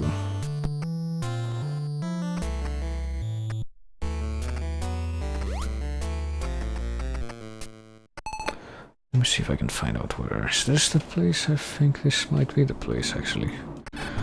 Head left through this door and go to the far end of this long series of hallways, which is only like 3 of them, but they are pretty prolonged, so might seem like more.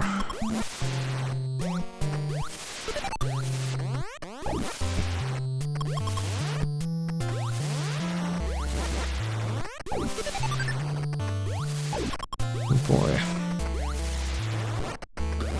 Machine carrying us close to our maximum number of missiles as would be advisable.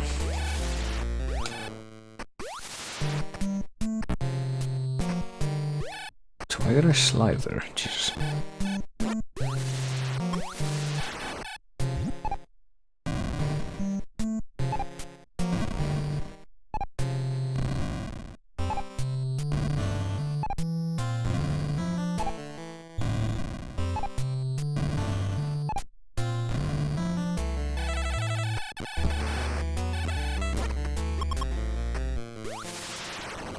Alright. Of course. We gotta wait for our squid friend up there to get unfrozen so we can maybe... There we go. Okay, we made it to one of the missile expansions. Of which there are 2 in this room. Now that we've finally reached them, we've gotten all the goodies there are to get here in Norfair, but we can go deeper into Norfair. Even deeper than we've already explored, so let's make our way back the same way we came first.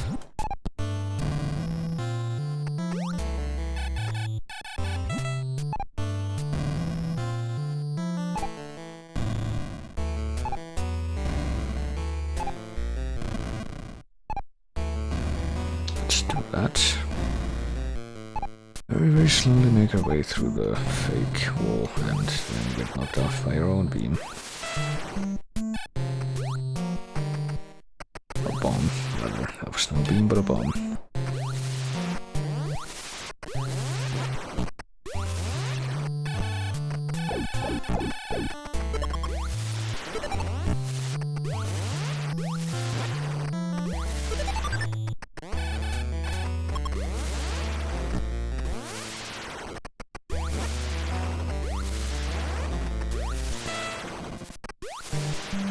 And let's see. Oh, hey, we already made it. I was actually expecting that to take longer. All the way back to this vertical room. Column of Norfair. And this time we make it all the way to the bottom, which might be, once again, I believe, a little bit lower than you might have expected, just at first glance. Oh, never mind, we made it already. There's going to be another breakable floor that we had to go through, but I suppose not this time. And as you can see, there is another transitory place. Oh damn it, those things have started spitting fire again. Another transitory place waiting for us at the end of all this. Always a good thing to have.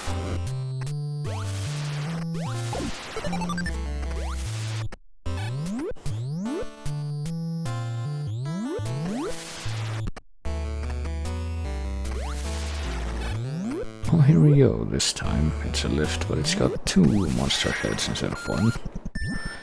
Let's head down here and get some of the best music in the game. Well, remember to... Boy, we made it to Ridley's lair, aka Lower Norfair. So now that we're here... Let's see... Here's a transition point. Start by going left. Oh boy, I recognize these tiles. They are... This doesn't fill me with confidence.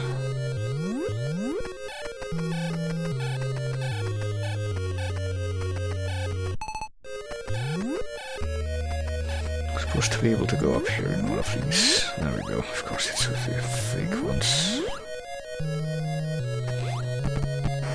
And of course they're right on the edge. So, oh boy, I don't even know, I'm not even gonna pretend that I know what these things are called. I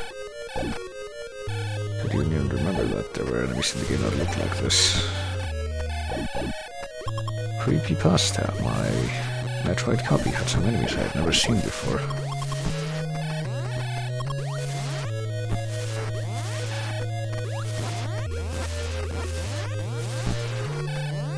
After this terrible, terrible hallway, I believe there at least will be something good waiting for us, maybe, after the fake tiles in the floor. Got a missile expansion. Let's go ahead and get out of here. I don't want to go through that hallway again, so let's just save again. And that will put us right back at the beginning of this area. Gotten the first missile expansion. What else is left? Where is the big dude? He's near the bottom. But before we deal with that, we got the first missile. There's another E-tank over to the left.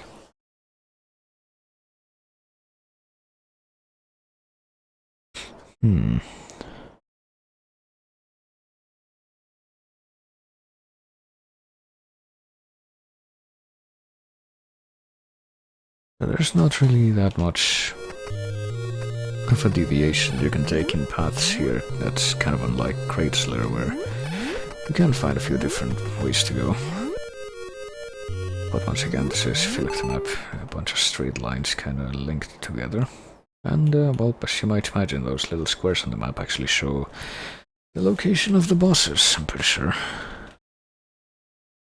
That's what their intent is. But they don't show the location of enemies, or not enemies, but like upgrades or anything like that. Which is typically what the markings on the map in the other later canon games do tend to do. indicate where you've missed stuff and where you've already collected it. Quite a handy feature. I wish this game... Well, the games that didn't have that really are this one, Metroid 2 Vanilla, and Super Metroid. As far as the 2D ones go. Actually, I think Metroid Prime 3 had something like that as well, but Metroid Prime 1 and 2 didn't, which kinda sucks. Okay, so how far am I going? I'm going as far as the next room at least, oh boy.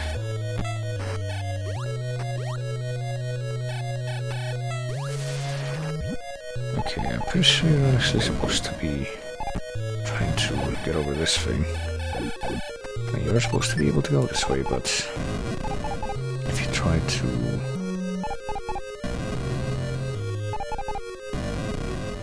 just go over there,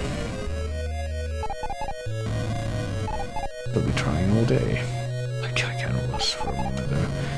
So instead of trying that all day, you can try figuring out where the fake floor is that will let you actually go over there all day and eventually find it. Isn't this wonderful? We found the secret passageway, and now we can actually access this door. But there's no other way to access.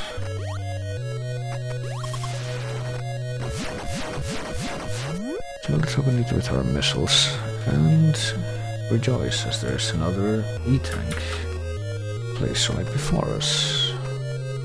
Not be fooled though. There's a fake floor there, which is why I did this. So let's actually get that. And then fall, because we actually want to go down here. Let's try going all the way over to the right here, because there's one more thing to pick up. Well, two really. Before the boss. Maybe one of them after the boss, but... there's only two other things that we can obtain here in addition to fighting the boss, so...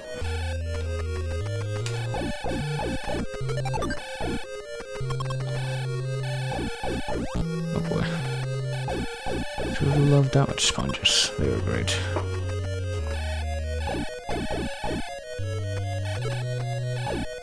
And they are not obnoxious to deal with in the slightest.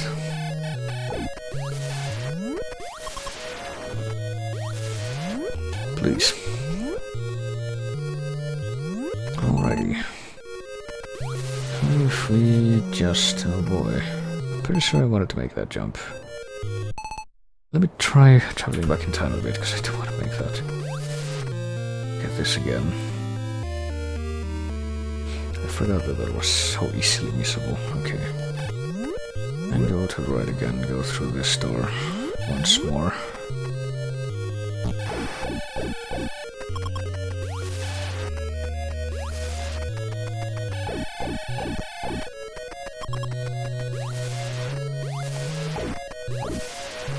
Probably be using this more often. It's a lot more cost effective than just plugging them full of beam shots.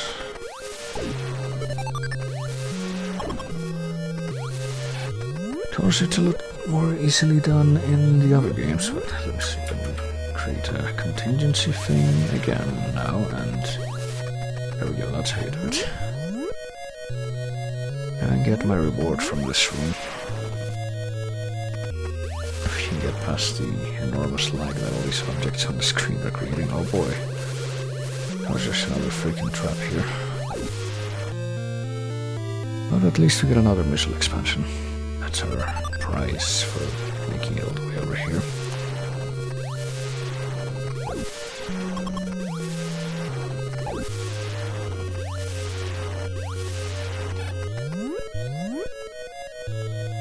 And now, there's pretty much only one thing left to do. We make our way over to the left where the boss is. And face off against him.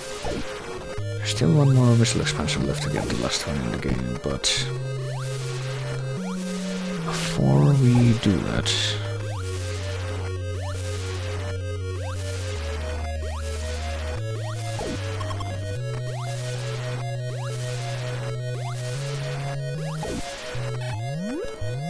we shall of course face off with Ridley. There we go.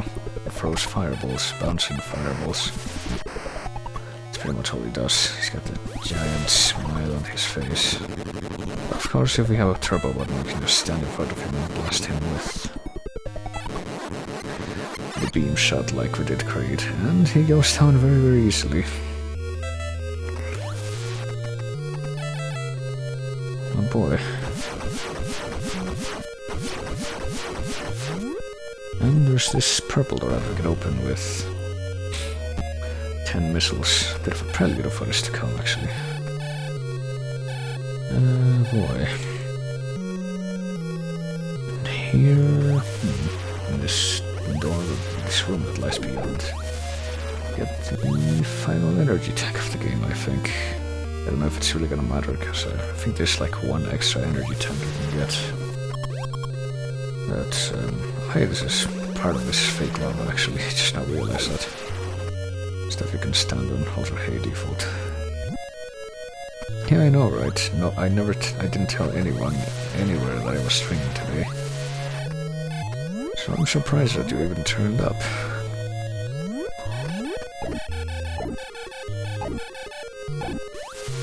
So let me see.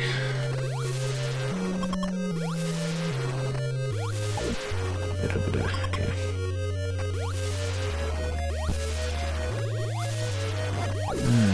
There we go. So all that's left to do is go all the way over to the right here and fall. I think that's the fastest way to get this point. Should be able to traverse the bottom hallway, which is the bottommost hallway in the entire game map. And get the final missile expansion, which should leave us with like a total of 255 missiles we can fire.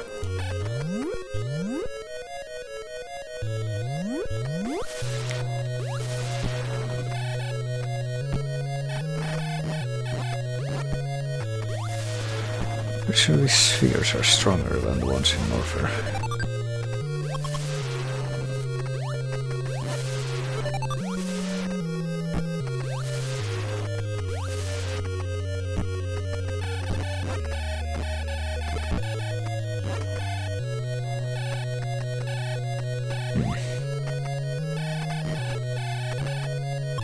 But they're more or less equally annoying. Oh boy.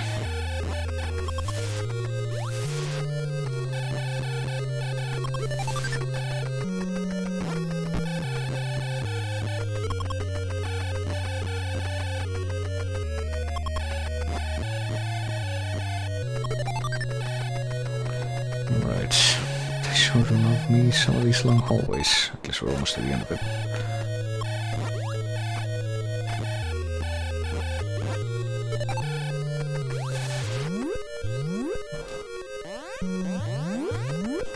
Oh boy, more flies.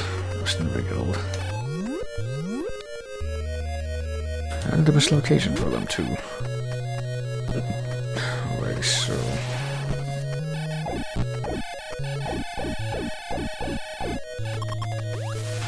So if we get to the, I don't know if the thing I'm looking for now even is like, it's more or less below the, between these, about the center of this place, I believe. So kind of got a ways to go. Still, even though I'm already all the way down here, I'll somehow manage. This looks really straightforward anyway.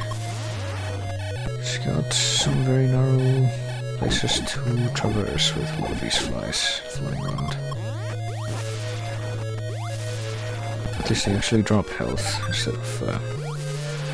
looks like some of them drop the good health power-ups too, instead of the super stingy ones from Warfare and elsewhere.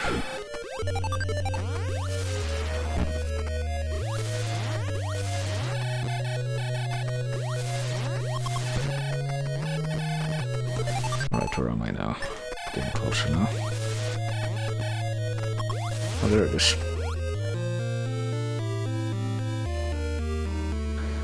So there we go with that additional... Oh boy. You know what, let's just bail out of this.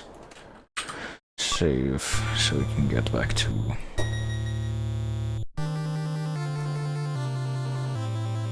the very start of this place and expedite our journey back to, well, first Norfair and then Brinstar. Made it back to Norfair now. We got 155 missiles confirming that Ridley is still dead. Let's save again, which should take us back to the start of Norfair. And so it has.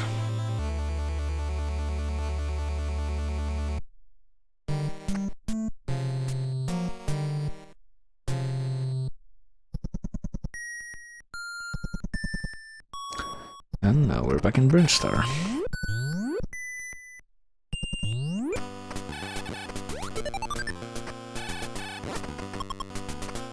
And I'm pretty sure the place that I have to go now to actually get to the end of the game is closer to... yes, closer to the entrance of, well, the beginning of the whole game. So let me do this one third time so I can get there quicker. Now that I have every power-up in the game, and I've beaten both of the pre-end game bosses, it's time to go actually beat the game. Pretty much the only thing I missed, I think, that's not necessary this time around, is you can get an additional copy of the Ice Beam in a couple other places. But I think there's only one place in the entire game where you can get the Wave Beam. Might be wrong though. But the reason the Ice Beam is so important will become apparent very soon.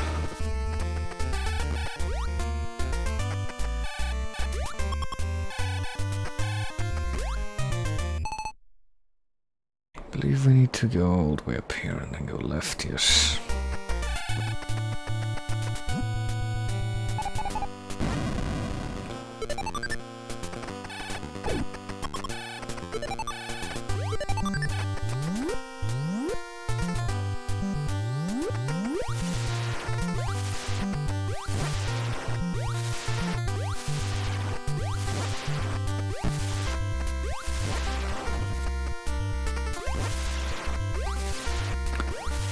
I believe this is the place, yes, just keep going until you can't keep going anymore.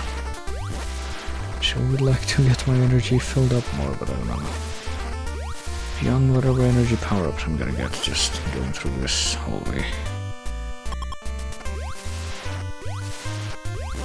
I think if I'm not mistaken in my memory now,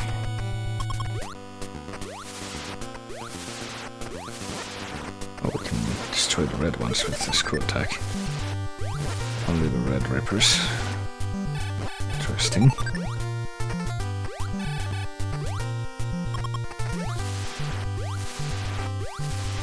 Right, are we there yet? Nope, let's one more. Further up. Please.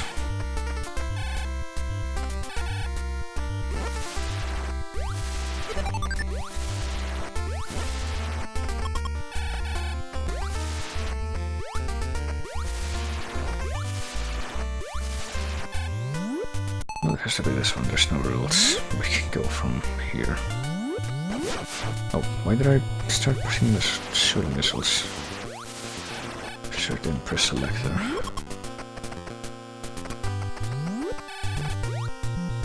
Alright, we haven't been to this hallway yet, because there's not much we could have done here before, unless trying to experiment with bizarre sequence breaking tricks, as I mentioned previously, but since I am not, I've waited this long to come here because it only makes sense to come here at the end if you follow the intended progression of the game.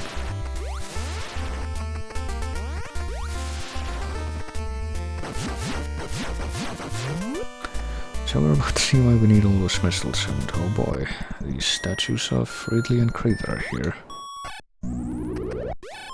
That's rice when being shot. And create a bridge for us to go to the other side of this, and into the final area of the game. Which has this music in it. this is Torian, this is where Mother Brain lives, and also the Metroids, which give the game its name, you know.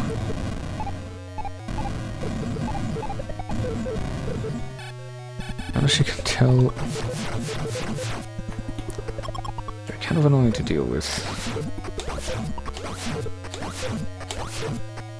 The only way to kill them is freezing them with the ice beam and shooting them with 5 missiles. Something that's remained more or less consistent throughout the games that feature them. There's also these orange stars that take 10 missiles to open, so you can need a lot of everything.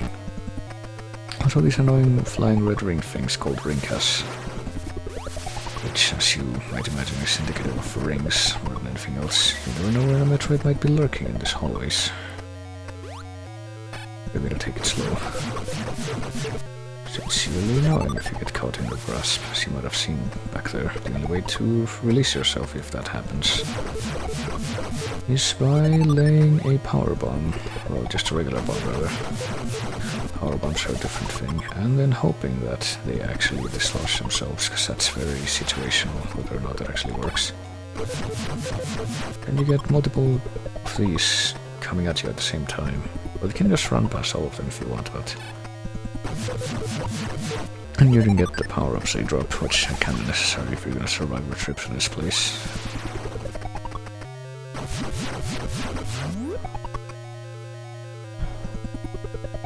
So let's keep going through these hallways full of Metroids. Oh boy.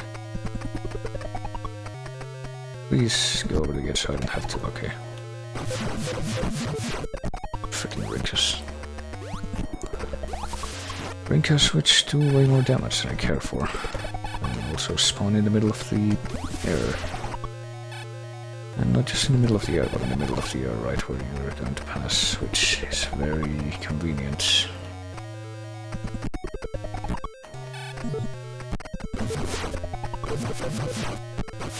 Are you not dead?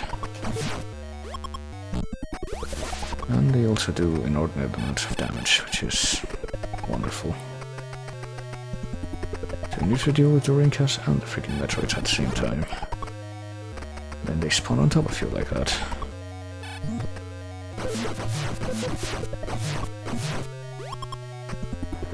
Thank goodness for the healing power-ups from the Metroids, eh?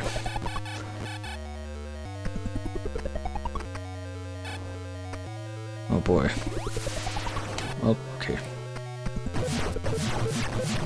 So sure I was gonna get caught there, okay. Well, better bring this one down here and then...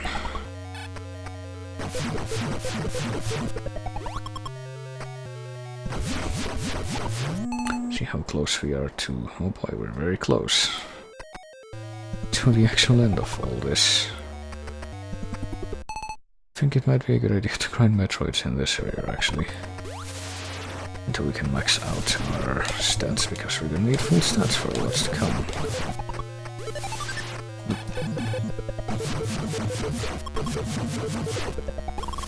Well, not necessarily need them, but they will certainly help a lot. Oh boy.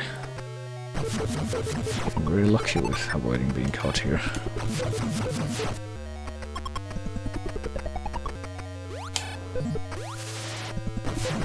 Oh boy. Oh, maybe not so much. Oh boy. Oh. And then this stuff happens and you have to kind of start over. Oh boy.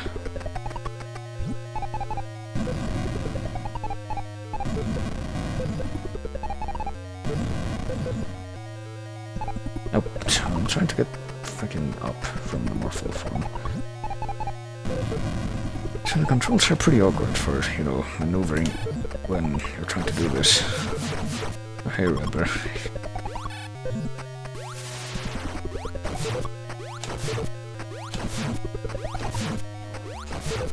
On default have come just in time to catch you into this game, I guess.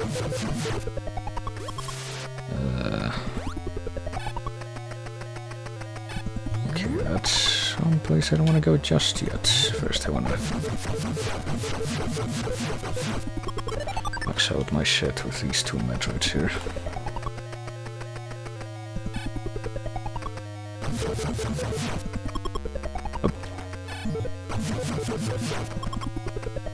Except my health and my missiles if I can, because I'm gonna need that.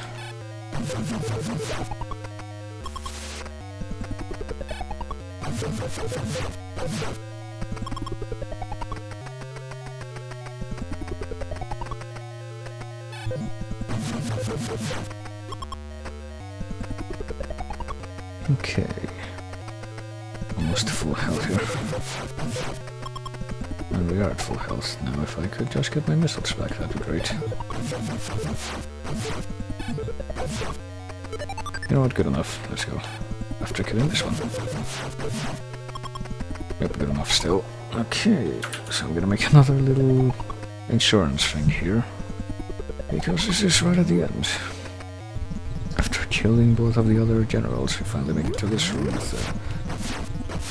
where we need all the missiles. This is pretty much where you get the huge missile upgrades, even if you don't collect the missile expansions by killing the bosses.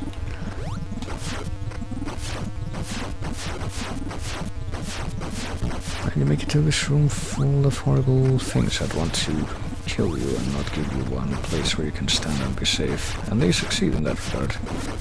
At least partially. 8 missiles to break these fleshy glass barriers. Something called set it tight if you're willing to believe the lore. And what better thing to be awaiting at the end of a series of fleshy glass barriers than a fleshy thing inside a glass container.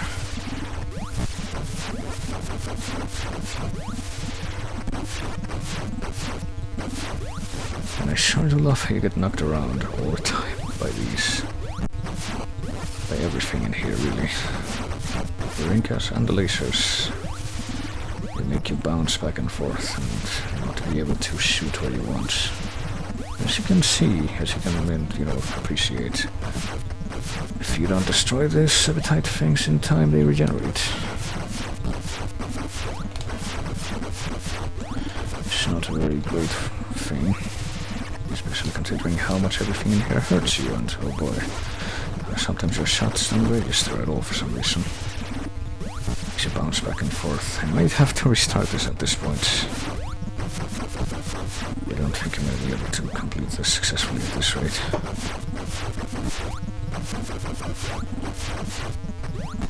I'm already down to my last energy tank, and it's running low very quickly. A few more shots and I'm dead. Yep, there we go. So let's go back in time a little bit. Pretty sure if I pick continue there, it'll just send me back to the start of Torian. And yeah, trying to survive this room is one of the big challenges of the game, I guess. And it's pretty fitting, I guess, for the end.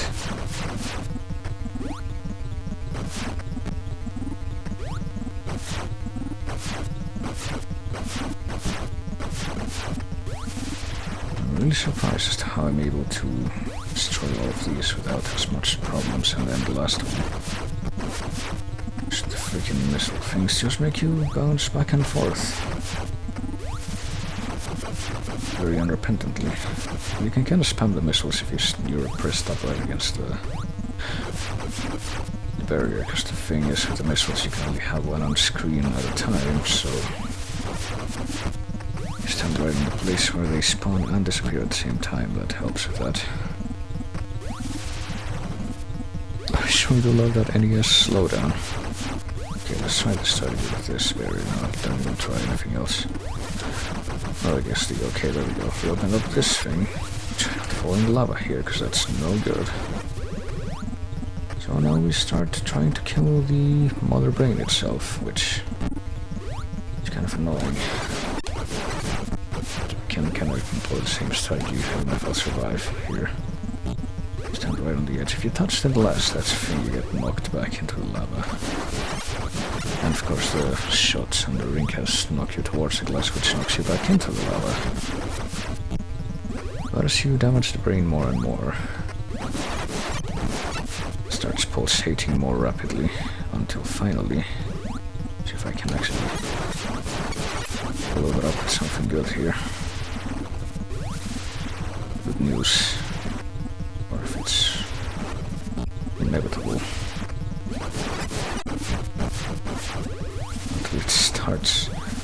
doing so in a way that barely registers, oh boy, until it becomes kind of impossible for you to make that jump again for some reason. Oh boy.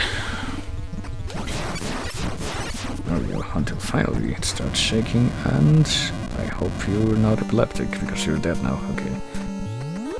Timer set to get out fast. Got 1,000, however fast those are going by to get out of here. To this music.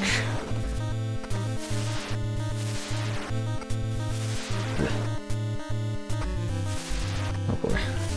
I make more of these wonderful jumps that where the jump height seems to vary for no real discernible reason.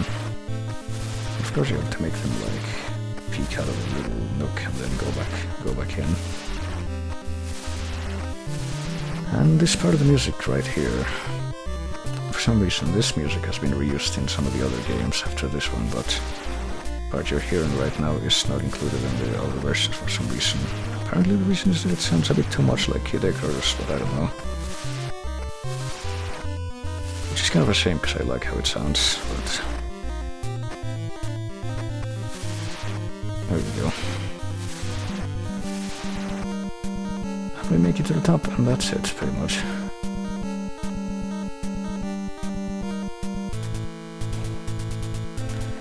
Accomplish the mission, we fulfilled our mission, which will revive peace in space, but it may be invaded by the other Metroids, so we pray for a true peace in space.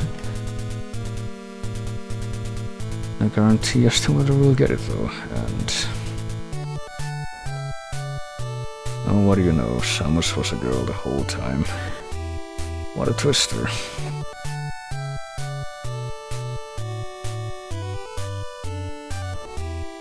No one saw that one coming.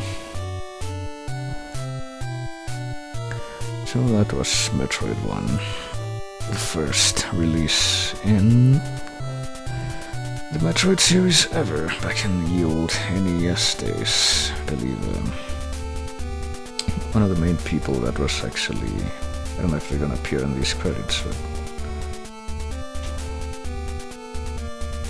yeah, one of the main people behind the development of this and the whole ideation of it was Gunpei Yokoi, one of the... I think he was actually somehow related to the founding of... well, maybe not the founding, but the transition of Nintendo to video game development.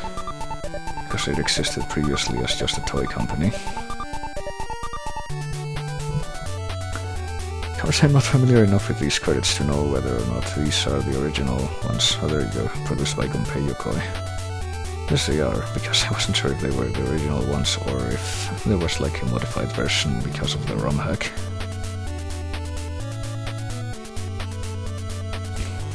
And it might be some kind of a hybrid between the two, I don't know, but...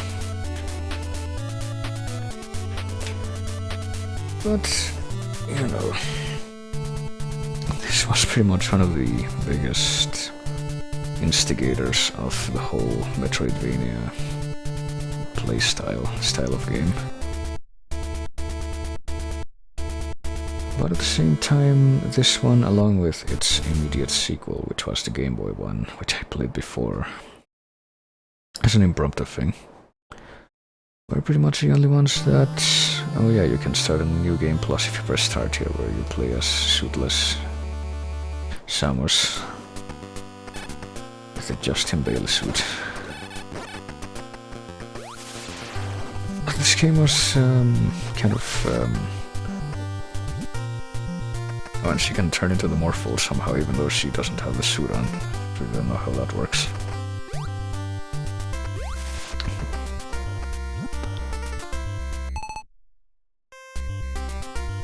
So there's a couple more things we can do, actually. I guess I'll do that. Well, as I've been mentioning, this is a ROM hack I've been using. Let me load up the vanilla version so I can try a few things. Namely... where are they? Come on. Namely, the passwords that you use instead of the saving system that the ROM hack has. This didn't have a saving system, the first Metroid. It didn't have a map system. Whoops.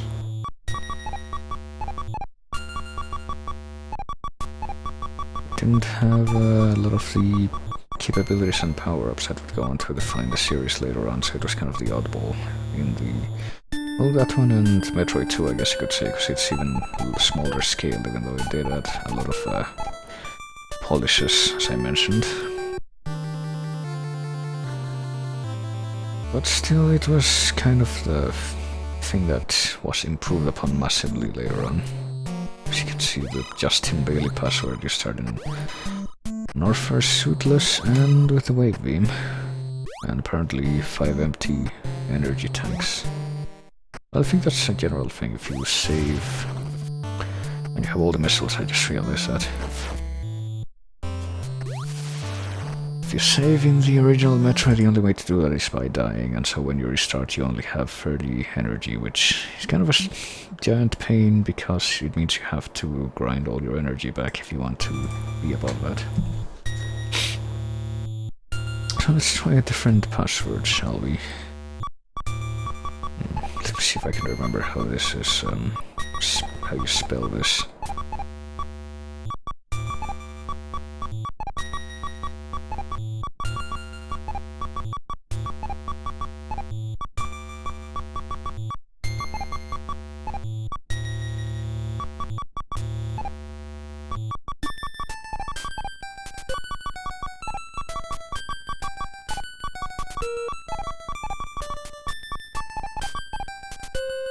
What happens if you, oh boy, if you enter in that password, you actually start up a Torian with a screw attack. Oh yes, you can do the screw attack without the suit too, that's what it looks like. Pretty interesting. God cannon complete. But at least you have the ice beam. You can actually use this as a password for speedrun attempts, I guess. What does it look like if she... Oh wait a minute, she doesn't have the morph ball, so she can't escape if she gets caught by the Metroids. It's a bit inconvenient.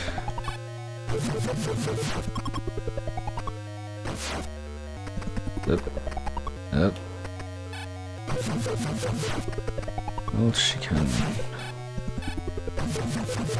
survive the first one at least. Oh, never mind. So before we see her die, I think we're gonna restart and try one more password. I remember off the top of my head the best one that you should totally try in every version of the game that exists.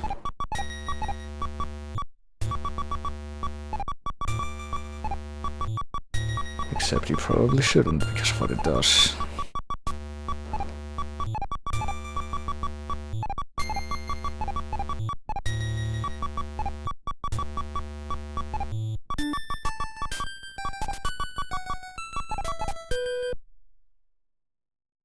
Well, you can see what it does. It's not so evident on an emulator like I'm using, but let's just say that if this was real hardware, the consequences could be a bit more dire, so you know, if you have a version of Metroid that runs on like a virtual console or something, you probably shouldn't try that. It's actually been reported that that causes problems with like 3DS emulation, emulated version, and whatnot. So that might extend to a few other versions. But yeah, that was Metroid 1 for NES, I suppose. The first of 2 games that I am including as part of this introductory stream to the marathon. Also, hey, is it Hippie Crusher? I think I'm reading that right. Can I have the chat off to the right in the window that doesn't have... yeah, okay. That doesn't... well, in the monitor that doesn't have as high resolution, so it's a bit harder to read, but... well, the direct follow-up to... I guess I could do a little intro for this as well. The direct follow-up to Metroid 1 was Metroid 2 Return of Samus on the Game Boy, which I streamed previously. And as I mentioned then, the reason I streamed that previously is because for the purposes of this series, I'm actually going to be showing a different version. That was produced recently, and that improves upon the original in quite a great way. You're seeing the beginning of it now, the intro to it, I guess I could say. It's called AM2R, as you can see here. It's a complete overhaul of Metroid 2, made with a variety of assets, some of which are from the later 2D games. But for the most part, it is indeed a... Jesus Christ. Is indeed a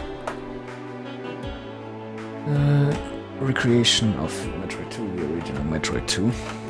Also, that little incident I might have had before with Jesus fuck. The controller disconnecting might pose a problem now because it's stuck on.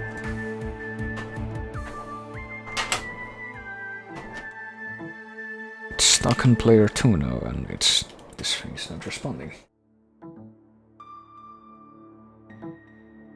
I can't figure out how to get it to go back. Hang on.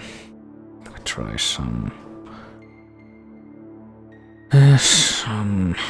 What if I open up Minesweeper? See, if I do that, it says it's player 1, but it still doesn't recognize the... Now it's player 3. Oh boy, it's getting better and better. Jesus. Well, I've been having all sorts of easy goings over the course of this stream, but they just continue. Hang on. Let me try this. Oh, wait a minute. Did it go back to... Oh, it didn't. It was just an illusion. Damn it. Now it's back at player 2. Oh boy. Hang on. Well, let this music soothe your senses as I try to figure out how to find a solution to this.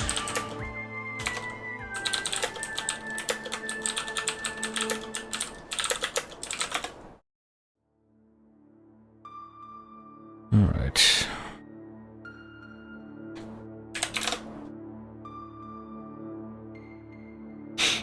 I sure hope they don't tell me to... Okay.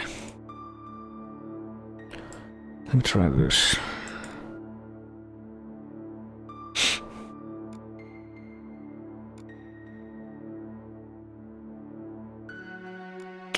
Yeah, go here. Yeah, this.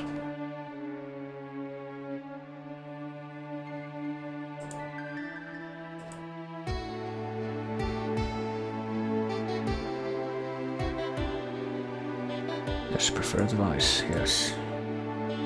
You understood that, didn't you? It's still on player 2. Hang on. See, I have no other controllers or anything, so I'm not sure what else could be interfering with this. Right.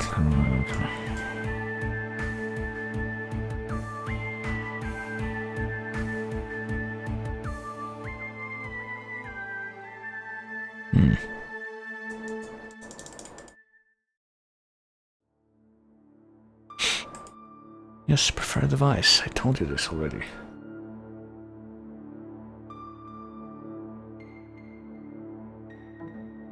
I disconnected here.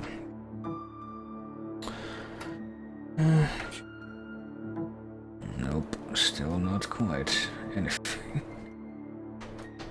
Any good reaction. What if I connect it to the back of my computer case? Wrestle with my...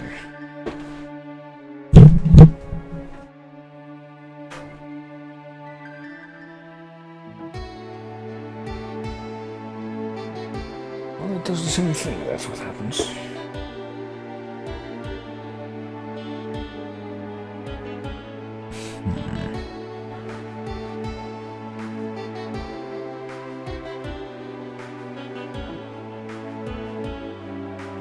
Still not responding either, is it? Nope. See, that's a problem. If we could just... If this didn't matter, then it would matter, but for some reason you get these apps that... Let me try restarting. I don't think it'll help, but I guess I'll try it. Try it out. Restarting the app, that is.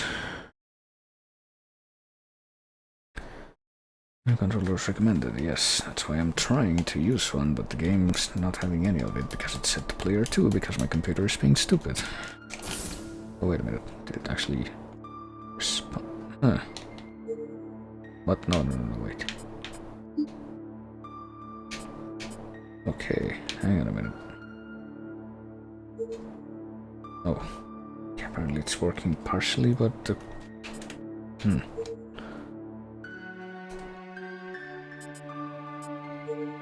Yes, configuration, hang on. Jump.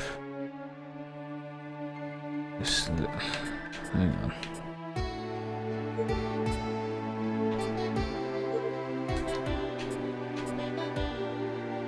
Is it? Okay, wait a minute. Am I going to have to recalibrate this because...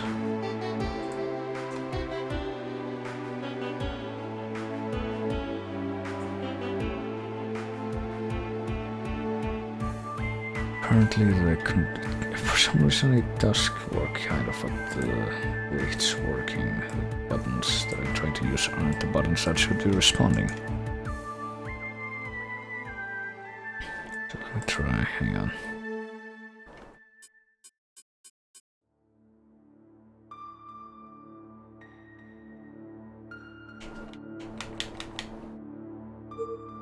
Button 3, yes.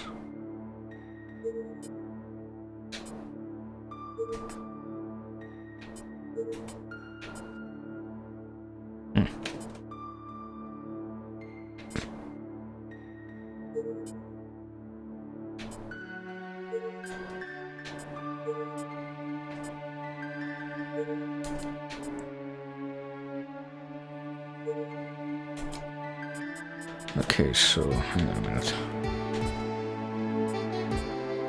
Yes, but why isn't it letting me use the...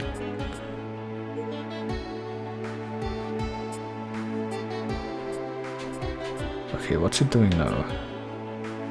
Jesus Christ, now it's like...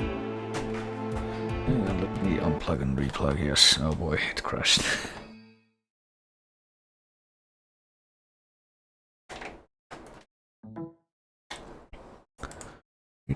Retry, yes. Okay, down, right, left.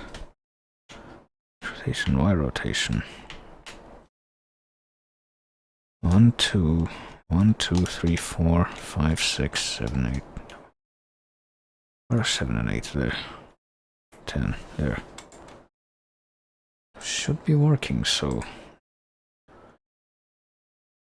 Is it a problem with the game now? It's not detecting them right for some reason, and it's somehow not detecting the joypad either, like the D-pad. Jesus Christ. Right now it detects it fine, kind of. How do I... Oh god, what? Oh, right. That's why. Window size is incorrect. It should be that size. There. Try to figure out how to get out of this menu.